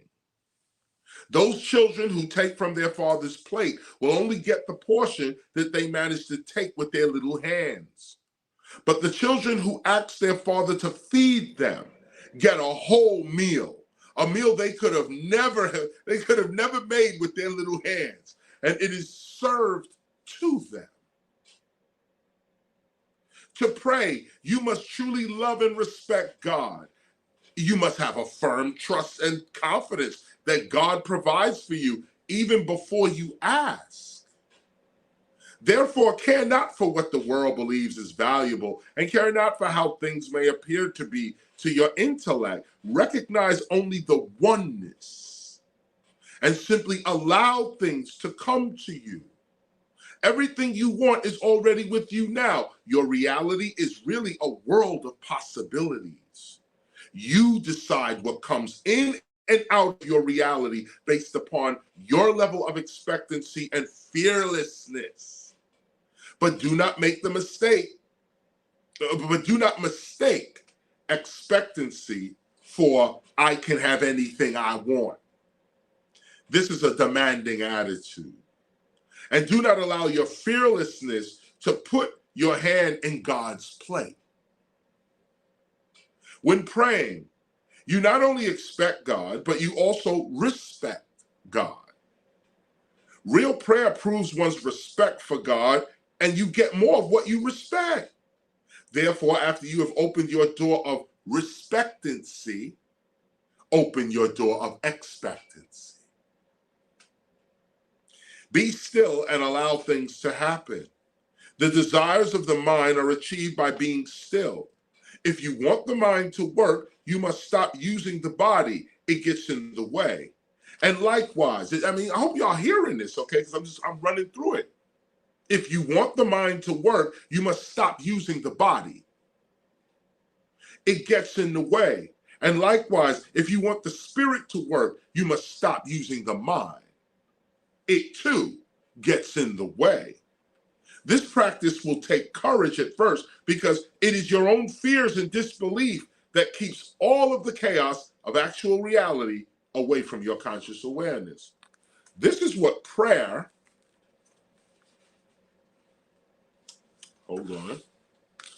this is what prayer is all about. It is about access, not excess. Prayer is a special language Prayer is a special language enlightened humans or attuned hip-hoppers use to communicate with the guiding force in their lives. Whatever that force is, whatever is the guiding force in your life. Know this, the prayer of an attuned hip-hopper has to do with spiritually accessing the productive resources and circumstances that are already available to oneself.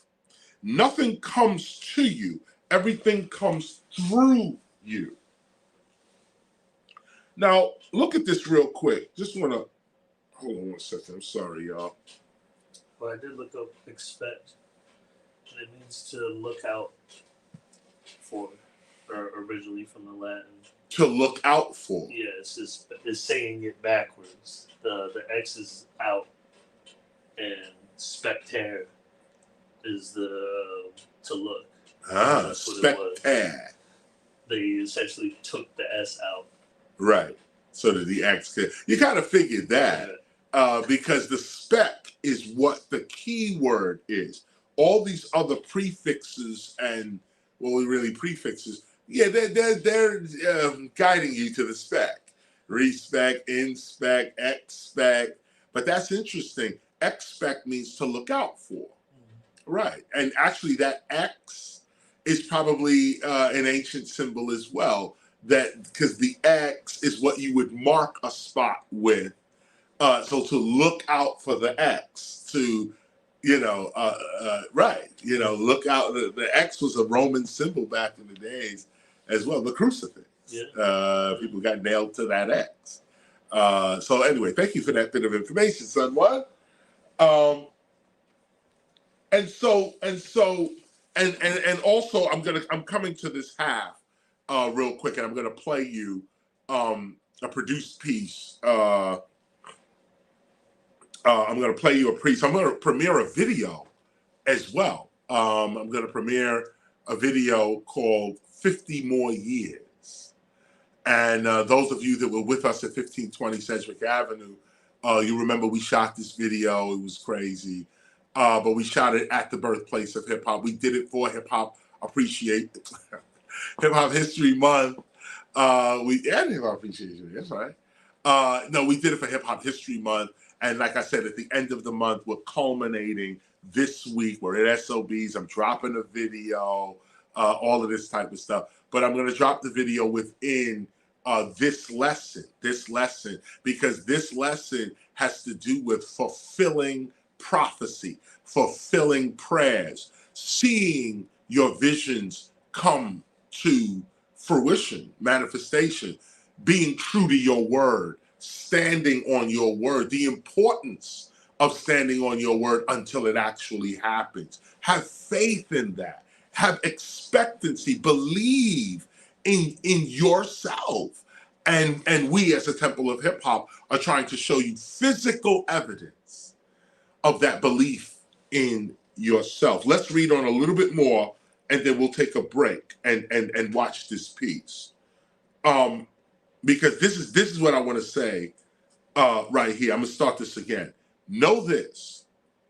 The prayer of the attuned hip hopper has to do with spiritually accessing the productive resources and circumstances that are already available to oneself. Nothing comes to you. Everything comes through you. You pray so that you may see who you really are and what you really have. Prayer itself alters your perception, and with your altered outlook on life, you see and or experience your requested reality. See, remember, everything you want is already with you. You just have to expand your consciousness so that it can be seen by your five senses. The attuned hip hopper prays, communicates with God. And notice how I am writing this. The attuned hip hopper prays with God, not to God. When you pray to God, there is distance between you and God. You are still sitting, you are not sitting at the table with God. You are still an outsider attempting to put your hand in God's plate. In a way, your prayer hand must still reach God.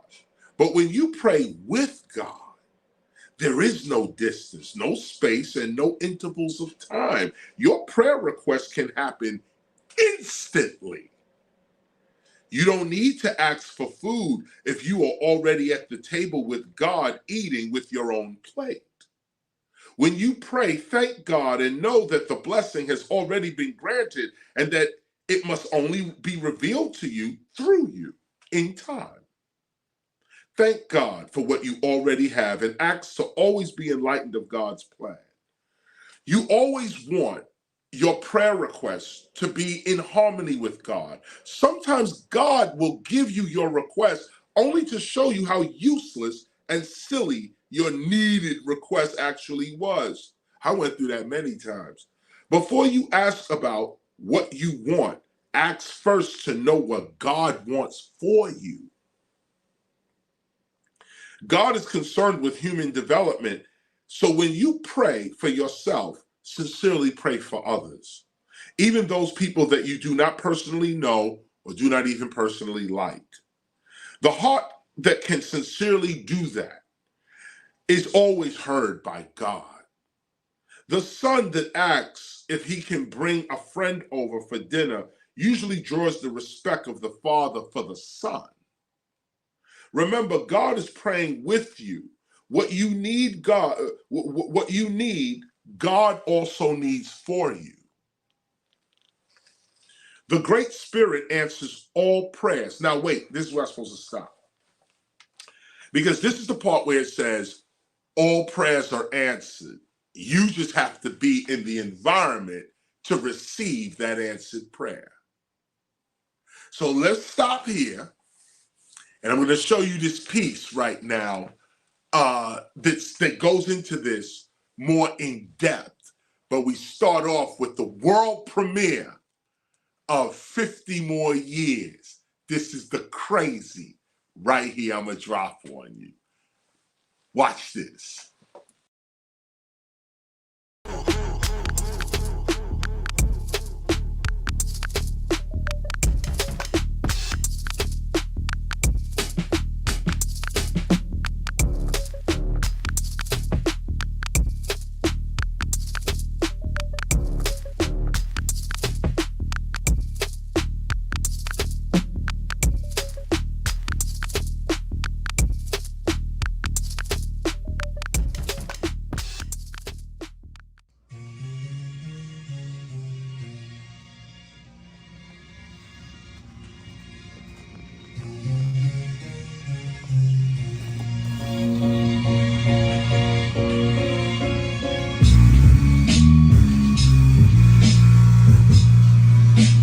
Are we getting it in real quick?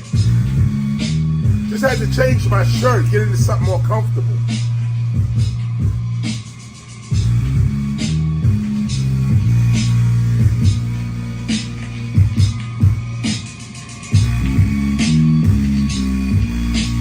Yo, stop that. Start it again one more time. Yeah. Another session. Learn the lesson. 50 more years of hip-hop. Bronx action, more action, floor cracking, more passion. Feed my people at raw rapping, house to house like I'm door dashing. Assassin, you asking, who is this? And I'm still laughing. Forward thinking, never backtracking. Boom bapping, never rap lacking. Got my people all up in the place. Royalty with scar on their face. Chocolate rap, you can all get a taste. Architect, we built this place. Room. Time for the chase. Chase down traitors, invading the space. Keeping in pace in a hole like an ace or an ace in a hole when I throw in the base. Race? No, you didn't really want to race. Chase? No, you didn't really want to chase. You don't want to see me when I'm coming into place. Lyric after lyric in your motherfucking face. Y'all let me scream out what happened to his face. My name say him, I jet on the bliss. Yeah. That's what happened when you spit your rapping and your skills are lacking and your beats are whacking and you meet the captain, defeats the dragon. Your mouth is shut because you eating the magnum. 50 more years of hip-hop. Yeah, listen.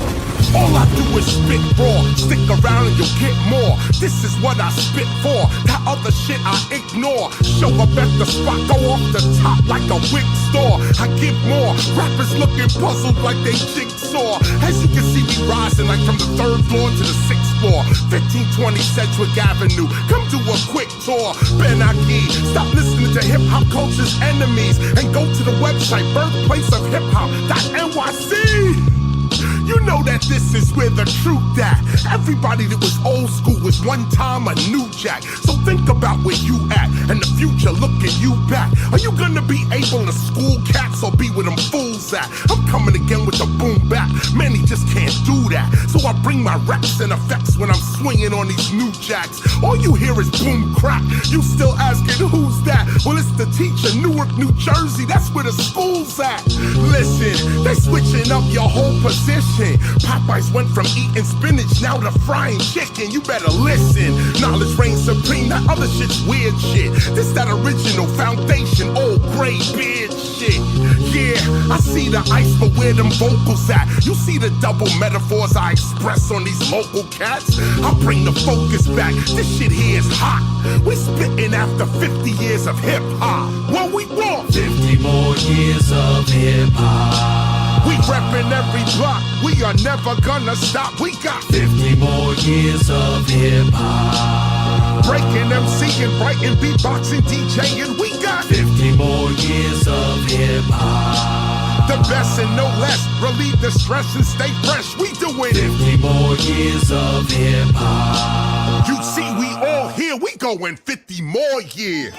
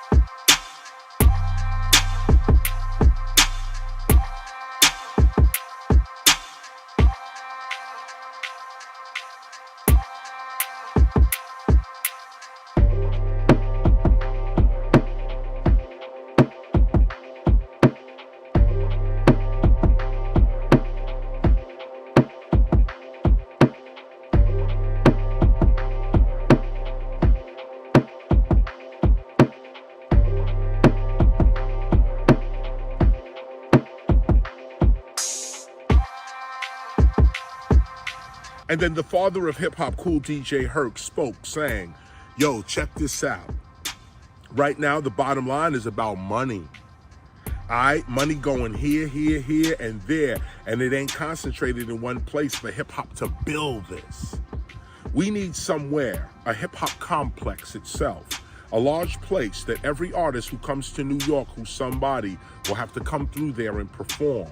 And that money goes somewhere for us, for whatever we want to do with it. It's about money. It's about money and what hip-hop's money can do for community and for us political-wise. It's a force. Welcome to the Temple of Hip-Hop. I am KRS-ONE. Today we're going to be talking about your dreams and your goals and staying firm on them despite what others may think or say. You know, you hear this all the time about stay firm on your dreams, never give up on your goals, but many people do not actually show you the actual manifestation of that or the techniques that it actually takes to arrive at your goals. You got to be a strong person to manifest what's on your mind into physical manifestation. And when I say strong, not strong physically, strong mentally, strong emotionally, strong spiritually. This is where we're at. Now, I'm teaching in real time. So when I say to you, you got to stay steadfast on your dreams, I'm not telling you something I read in a book. I'm telling you something that's real. And as a matter of fact, when I say something not read in a book, I have to pause for a minute because the prophecy is now fulfilled right here and now. I just read from the Gospel of Hip Hop right here. And the Gospel of Hip Hop, what I just read was a quote from Cool DJ Herc some 30 years ago, 1994, and now it's 2023. That's 29 years. Next year, it'll be approximately 30 years from when Herc said this, that we need a complex, a place where hip hop actually is. From when he said that to now, that was 30 years of staying steadfast on a goal, staying steadfast on a purpose, and now the manifestation.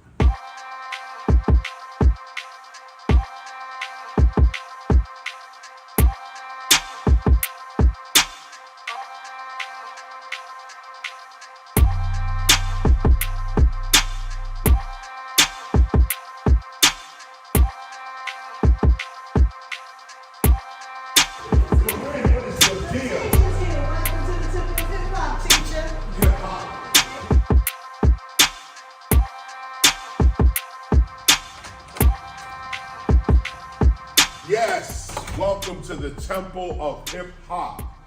Of course, I am KRS-ONE, and as I walk to the podium here, for all of you tuned in to us around the world and those in the nation as well, today is a joyous day for us. Actually, every day since November 1st has been a joyous day for us. First of all, it's Hip Hop History Month. We're at the top of Hip Hop History Month.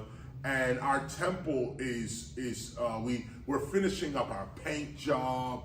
We've changed our toilets. We got new knobs on things. Our sign is up. The B-boy is on the wall, crazy.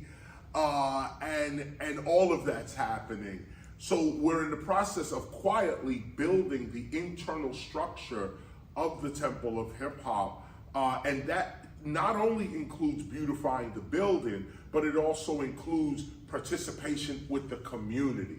You guys know that, our philosophy, I should say, or principle even, but I'll say philosophy here, in terms of preserving hip hop, is that we believe that to preserve hip hop, you have to preserve hip hoppers. Like, we are hip hop. We are who manifest hip hop in the world. So, like I was saying outside, if hip hop is $1 billion culture, why then are our people not feeling that $1 billion? Why is the bulk of us so impoverished and without health care and without education that we need for ourselves if we're this valuable culture? I could see if we wasn't a valuable culture and then still it was in need of education or in need of health care or in need of artistic opportunities, and so on, so you're not a valuable culture, so you're suffering in that way. How can a valuable culture still not have what it needs? And that means that if a valuable culture doesn't have what it needs, that means the culture's destined to die. Because that means somebody's just extracting the wealth from the culture and not putting nothing back into it. Because we know these corporations is not the culture. We know that. Even those that work there know that. So where is the culture? The actual culture is on the streets. It's with everyday people that are rhyming, breaking, or even purchasing the music and streaming it and listening to it and so on. This is making the culture. The culture's making itself. And I just say music, don't get it twisted. People out here breaking, DJs are all over the world and doing hip hop DJing too, by the way. Okay, all over the world. And of course, graffiti writing is what it is. And so when we look at this $1 billion culture, we say, wow, we're not getting some of this. One of the answers is that every way you see hip hop in the world, it's coming through something. It's coming through some medium, some corporation. It's never on its own, standing on its own for itself. Well, that's what the Temple of Hip Hop is. That's why on our building wall, we made sure we said Temple of Hip Hop. Not temple of a DJ or who somebody sold records or the temple of KRS-ONE and none of that. It's the temple of hip hop. And notice the word of. Of means from. Okay? The temple from hip hop is where we at right now. And so as a temple from hip hop, this is where hip hop gets to speak for itself. This is where the pioneers of hip hop get to feel the wealth and the worth of hip hop. This is where we solve those issues, where we say, yo, they building a museum here and a museum there, and they not giving us no credit, and they taking our images and using them and exploiting us and so on. All that stops right here at the temple of hip hop. Here, our pioneers, our foremothers and forefathers are dealt with correctly and dealt with respect and with honor. Gentlemen, thank you. Thank you. What? Oh! Oh, shit. Yo, let's go check this out. You just blew my mind, bro. Yo, that was crazy. You just messed up the whole film.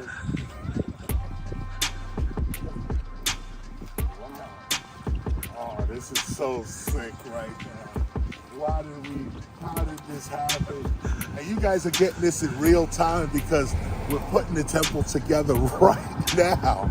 So people are doing work and they're telling us, you know, go look at this and go look at that. And the gentleman who just finished the sign.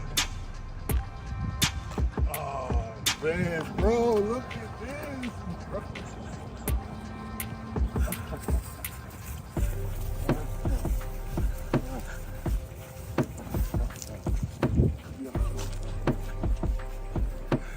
Do you see the manifestation of your mind?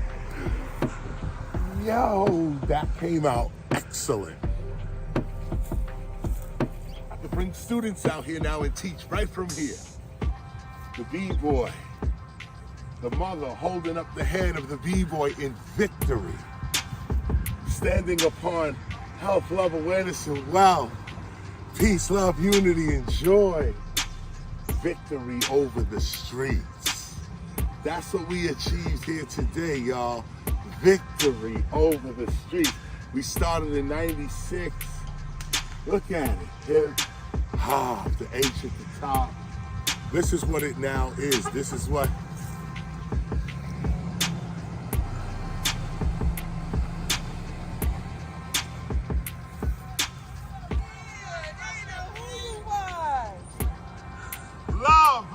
Love.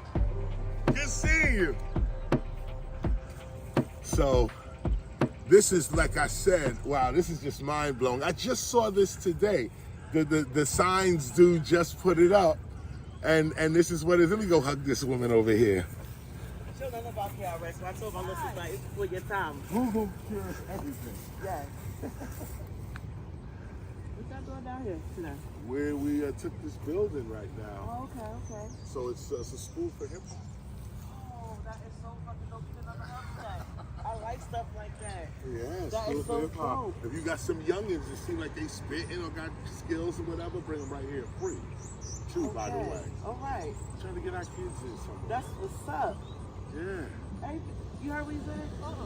School for hip hop. I ain't want to get out because my feet ass. No, don't even stop. Here, take this. Thank you so much. All right. I ain't here for A school for hip hop. Give her one. Free school for hip hop. So the idea is that we solve the problem of hip hop not receiving its own worth by establishing a temple for hip hop, from hip hop, of hip hop. Okay, this temple now is able, like you could say, there is somewhere in the world that is real hip hop. And not just real hip hop because I say it's real hip hop, and not just real hip hop because KRS-ONE is the founder of this temple. That's not even it. It's real hip hop because we are making an effort to unite our community. There's no corporation around here yet. No corporate sponsorship. First, we want the community. That's what we want first. We want to unify our community first. And that's not about asking for money. That's about actually spending money in your community, gathering people together, feeding your community, offering opportunities, bringing the MCs and the DJs out of their misery, really, their boredom, and bringing them to a place where they spit their rhyme. They're gonna get heard all over the world. They're gonna be seen on tour. They're gonna be taught how to do contracts and make themselves worth something. That's what we're gonna teach here at the Temple of Hip Hop. This is magnificent for us, for our culture. So turn your gospel if you can. Turn your gospel right now, if you can, to the 17th overstanding, which is on page 643. Page 643,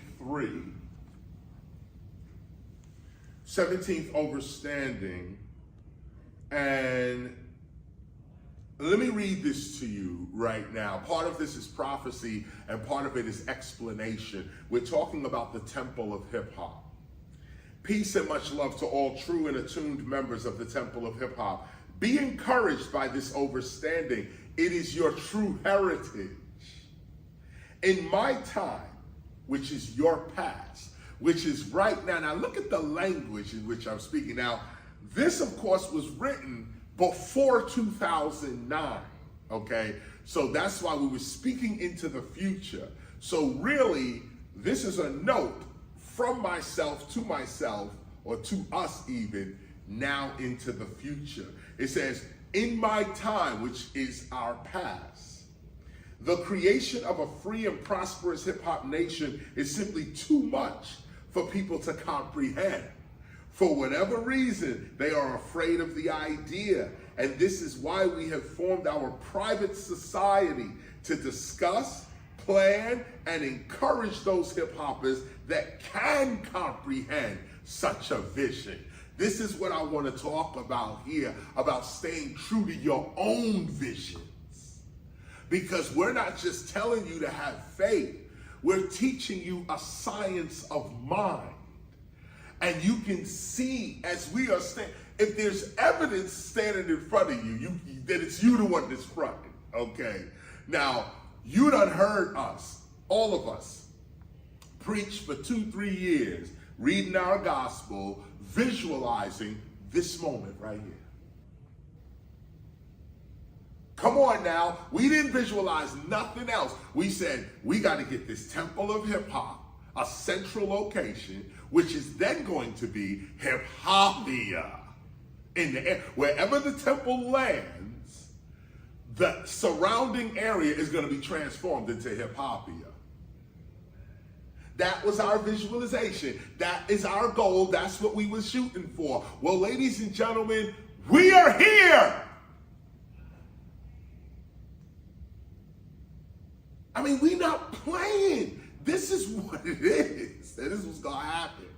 So I just want to just hit this part so you see it. This is why we have formed our private society. This is years ago, to discuss, plan, and encourage those hip hoppers that can comprehend such a vision. Originally, I wanted everyone who was participating in hip hop to enjoy the fruits of my research. But as I naively began to express the fact that rap is something we do, hip hop is something you live, and that you are not just doing hip hop, you are hip hop, and that hip hop is a new culture, a new civilization, a new people upon the earth. Many sincere and good-hearted rap fans began to accuse me of everything from wanting to own hip hop to starting a cult. Come on now, let's keep it real with what it was back in the days. Because of this, I stopped trying to openly convince the hip hop community that it was so much more than a form of entertainment. And with my friend Professor Z, I formed the Temple of Hip Hop. You see, let's talk about that. Whenever you have a new idea that's really a big idea and probably impossible for your time, others are going to come around and accuse you of trying to be more than what you are. So in this case, the disrespect was, oh, you trying to be some kind of cult leader. You trying to be some kind of messiah. When we all sat together and said, yo, Herc set out his mouth, which I'm going to quote later on. We need a complex. We need a place where we could get this off. Well, this is what we all sat around and said we wanted to do. Then when KRS gets up and says, well, let's get to it. Let's start doing what we said we wanted to do. Now he's getting criticized all through the early 2000s, 90s. He's getting criticized for doing what we all said we wanted to do. Everyone forgot what they said. And I'm not criticizing, I'm teaching a lesson.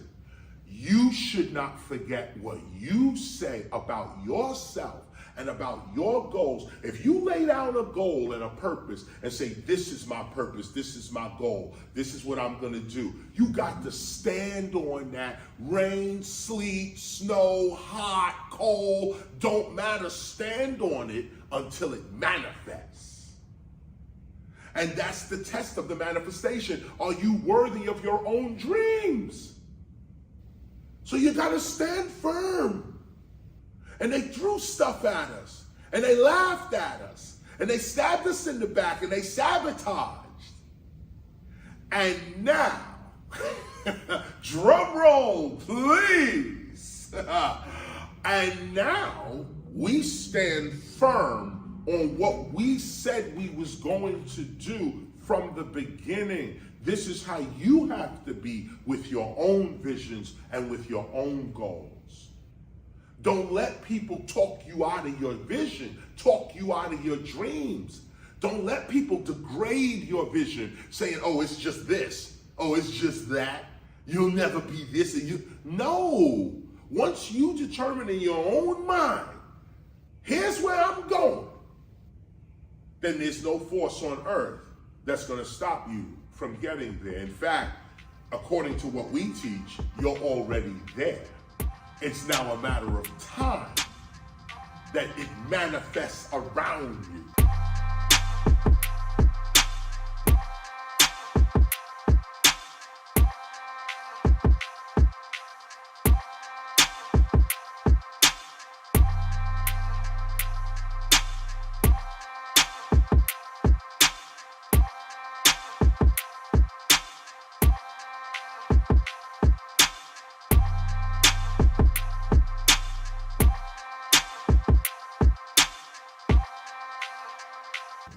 Welcome back.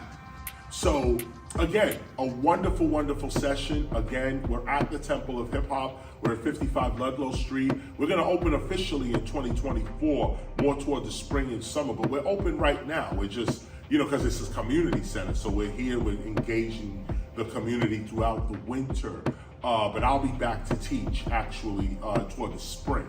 In that sense, we're going to organize our courses, our classes. You will hear of ways in which you can enroll in some of these courses and classes as well. We're getting ready to do another tour. Shout out to California. We're getting ready to come your way, actually, because we're not going to be doing much work on the West Coast, at least for the next year and over the summer. So we figure in the spring kind of thing, I'm sorry, not the spring, when it's winter here, like February, March, we go to California, promote the Temple of Hip Hop there, promote hip hop over 50 years there, do our lectures, do our shows there in California, organize real hip hop there as well, because we're not going to be there for a minute, and bring that information back to the East Coast and do it like that. So that's the mission. The mission continues. Thank you, and thanks for all of your support.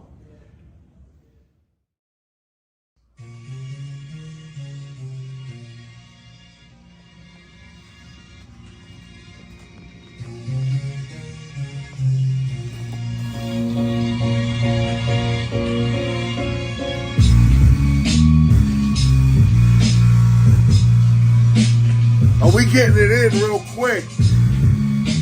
Just had to change my shirt, get into something more comfortable.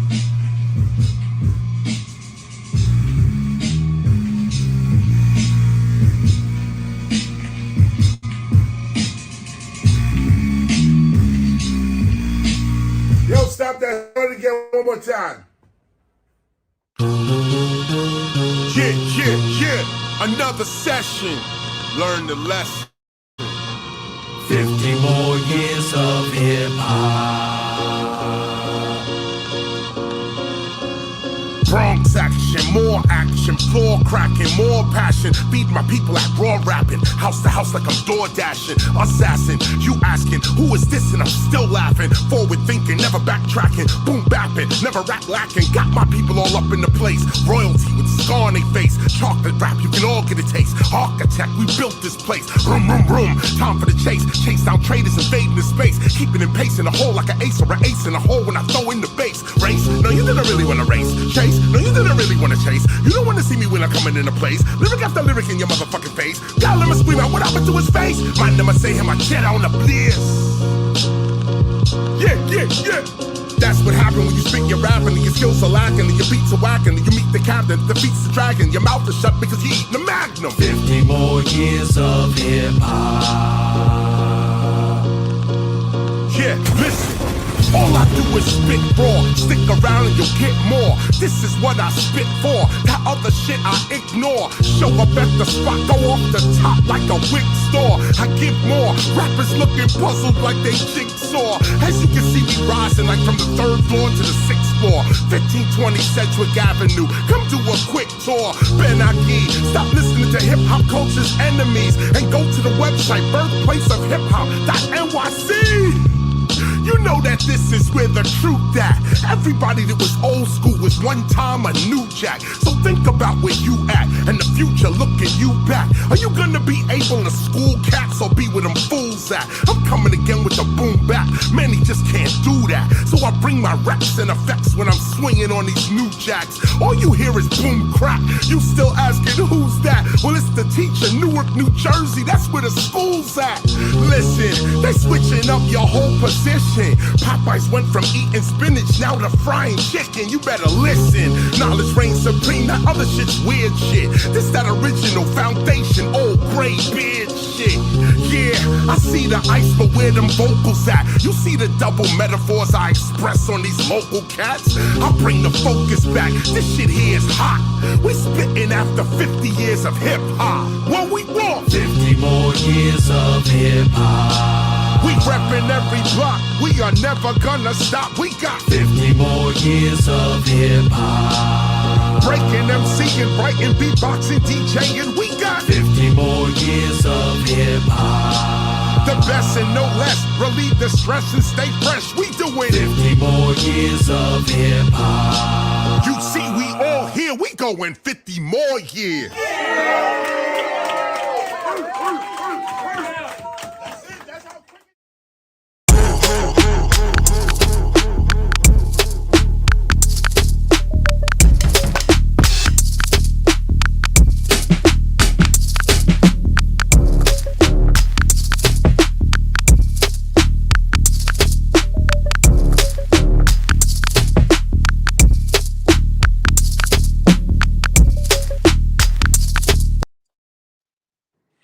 So we're back, and hopefully you got that message.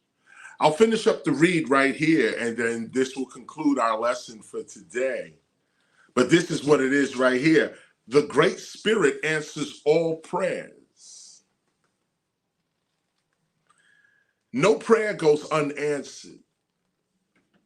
For if you are truly not in possession of that which you are praying for, God will truly provide it.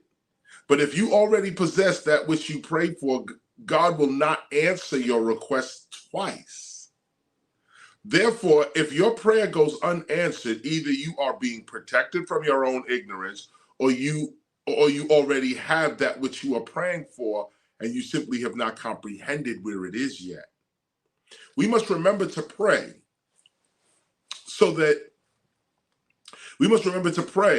that we may see the solutions that we already have and always thank God for the protection that we cannot see.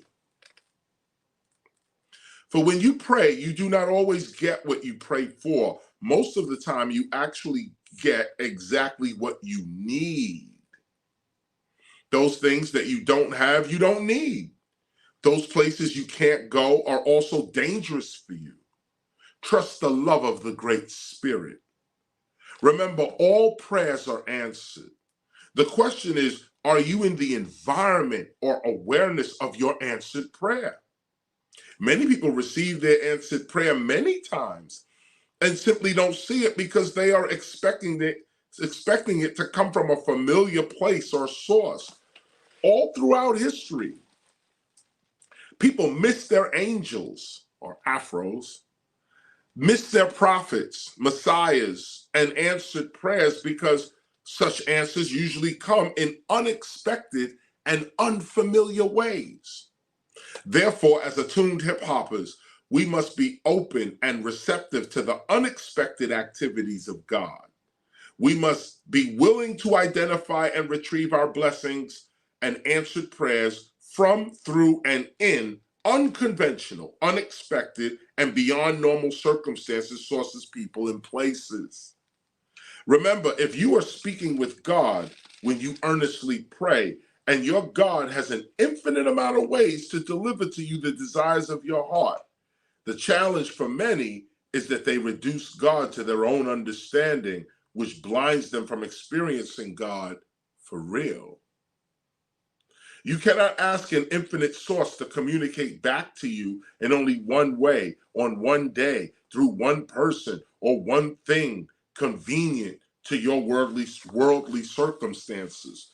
This, again, is a demand, not a prayer. God is spirit, and to communicate to spirit, you yourself must become spirit. As a spirit being operating effortlessly in the spirit realm, you can then see God and God's activity ultimately leading to your fulfillment.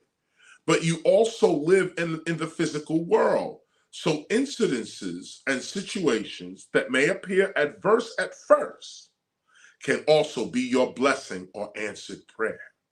Be careful not to mistake challenging situations or challenging people as evil or bad for you. If you truly walk the path of an attuned hip hopper, everything is working to your advantage. Let me hit you with that again. If you truly walk the path, that this is the key right here. If you truly walk the path of an attuned hip hopper, everything is working to your advantage right now. Don't let your mind or body get in the way.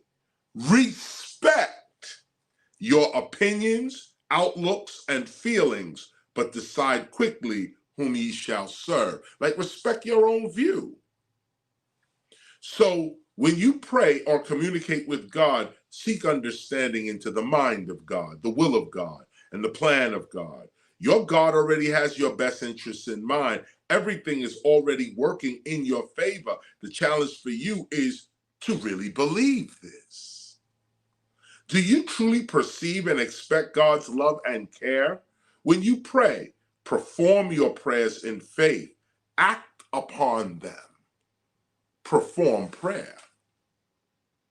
There it is. So this is our read today, and this is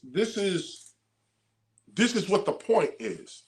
And this is the ultimate point. And this is also why I played you that little piece as well, with the lesson in that piece as well.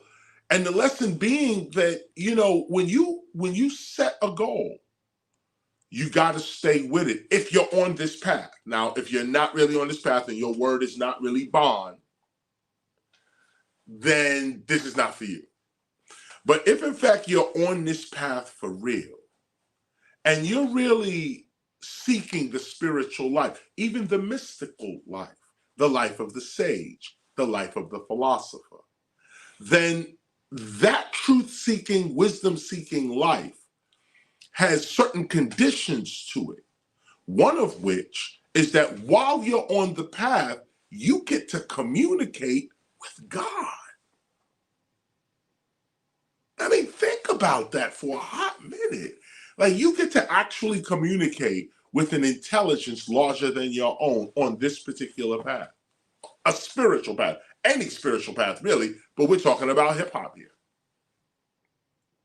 The minute you decide to reach for your divinity reaches for you. Do you believe in yourself? Do you perceive God through yourself? Do blessings come to you or through you? These are the attitudes. This is the mind state. This is the awareness. This is the character that brings you your prayers, your answered prayers. We're in it right now. Last point on this, and we'll close. I had a conversation with a metaphysician years ago. A high-level metaphysician, had all the answers, read all the books. And we got into this thing. We needed to do something. This is within the temple of hip hop. We needed to do something. I forgot what it was. It was something, but we said, let's visualize and make it happen. We are the masters of reality. Let's just use our mind to draw to us what it is we need. And I was with it. I said, you're right. But in this particular situation, it might be best to allow God to lead us. And it became a debate because in one breath, you're correct, but for first graders. You're correct, but for those who just getting started on the path, those of us that are seasoned well, been beat already, failed, got back up, crippled, okay, and then learned to walk again. Those of us that have been on this for a minute, we know that it is better. Of course, you can create anything with your mind. If hip hop doesn't teach us anything, it teaches us that. Okay, you can manifest anything with your mind. But sometimes it's best to let God lead the way. And when you allow God to lead the way, everything, it's more perfect. Case in point. So I had that conversation. I don't know what happened. This was years ago, but I start my teaching with you, my conclusion here with that, because I'm talking to a high-level metaphysician. I'm talking to somebody who knows the rules, meditates every day, fast, pray, all of that, but still wanted to eat out of God's plate. Still wanted to reach for what I want when I want it, as opposed to asking God, what's best for me? If you're standing in front of a universe, why would you want your own way? You're standing in front of the universe. Have your way with me. Really? Do what you think is the best version of me, because I don't even know. I may have an idea. Point, case in point. Y'all know, I wanted the Temple of Hip Hop to be in a hot climate. I told God, reaching into the plate. And look what I said, I told God, we're going to have the temple in Arizona, in California, in New Mexico. That's the desert. I preached, I visualized, I went there, drove around. Yo, this is where the temple going to be. It's going to be right here with this sunshine and the desert and my Native Americans, and we going to do this. And the Mexicans. We going to do this. God said, nope, you will not be selling oranges with these Mexicans. No, you will not. Your ass is going into the freezing cold in Newark, New Jersey. Lord, why did you do this to me? So at the end of the day, but look, I'm wise enough to follow God. Follow, not demand what I want. Of course, I did lay down my demand, and I was using techniques, creative visualization, affirmation, wish boards, clip it out and see it, write it down and look at all of it. But I knew in the back of my mind, I said, but no, I'm obedient to Allah. Muslim, may you see love in me. I said, no, I gotta obey God. I'm obedient to God. I know what I want, but what does God want? God said, no, here's the best thing for you, Chris. Get your ass back to New York. We're gonna put you in the backyard of New York. You need to do this 50th anniversary. I need you over here at 1520. I need you over here at this place. And check this out, because we keep going back. We're still doing the research to find out when because whenever I said this prayer, it happened instantly. It's just, it took time for this thing to happen. And you can look, you can say, when Herc decreed that in 1994, our prayers was answered. The event started right there. We didn't know, we didn't see, we didn't know. Sometime around 2016, a whole project is ripped down and the Temple of Hip Hop is put in its place. We still don't know. I'm still looking at Arizona and California. Temple built right there. So obviously God wants us here. The work to be done this is where the work will start. So I gotta go get myself a coat. These little jackets might not work anymore. I gotta go get me a sheepskin or whatever. I gotta go get me a coat and brave this cold. And like I said, I'm gonna run out to Cali for a minute and do that, but I'm coming right back into the cold weather and doing it like that. And not only the cold weather, coming to the East Coast. This is where my message, or should I say the message, but let me say mine in this sense of being a teacher. What I'm actually teaching, my people need it right here. The more I look at the situation, I say, man, I love Cali and I love being out there, but I'm preaching to the choir too. Cali's a highly spiritual place. Sedona out there, it's desert area. You got, high-level metaphysicians out there, Mexicans, Mayans, you got the Native American nations of all sorts. These people have been at this path for thousands of years. California is a place, really the West Coast of America, is really a place of high spiritual mind over there. So KRS over there is preaching to the choir. I'm making, I'm preaching to the choir. I'm inspiring people who are already inspired. I'm saying the same thing to them. And of course, there's always people that need it out there. The world is what it is. People always need a spiritual message. But California is pretty much where it is. It's there. It's part of family tradition out there. I noticed a little more than the East Coast. East Coast is about money. It's about commerce, competition. That's what's over here. And it seems like my message of peace, love, unity, and joy, health, love, awareness, and wealth, victory over the streets, that message is more needed here on the East Coast. An oasis for our children to be able to come to, a model for other cities to see and say, oh, maybe we need a Temple of Hip Hop in our city. That model works. So we needed to be here. And this is against my will. This is truly God's will. And I'm honored to be moving in God's will and not my own. Sure, God answers my prayers in things that I want, and a lot of times they silly. You get what you want, you be like, I don't even need this. This is stupid. But you wanted it. So you use your metaphysical techniques to draw to you what you need and this kind of stuff. And maybe you pray to God and God delivers in there. But no, every once in a while, you want to follow. You want to follow.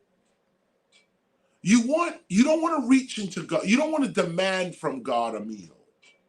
You want God to serve you your meal. And when you're served your meal, that meal comes with there's things on that plate you didn't even ask for, but you needed it. And you didn't even know you needed it. So that's the lesson. That's the lesson today. Stay steadfast on your dreams. Stay steadfast on your goals. Do not give up your vision.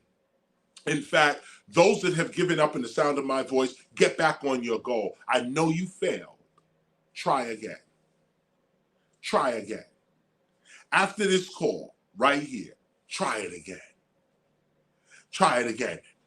Thomas Edison will tell you, try it again. Henry Ford will tell you, try it again. Albert Einstein, right? He'll tell you too. Try it one more time. Jesus told his disciples in the boat, they went out to fish, couldn't find nothing. He said, try it again with me on the boat. Let's try it again. Sometimes that failure is the lesson that you need to learn, the strength that you need, the worthiness of your purpose. Try it again.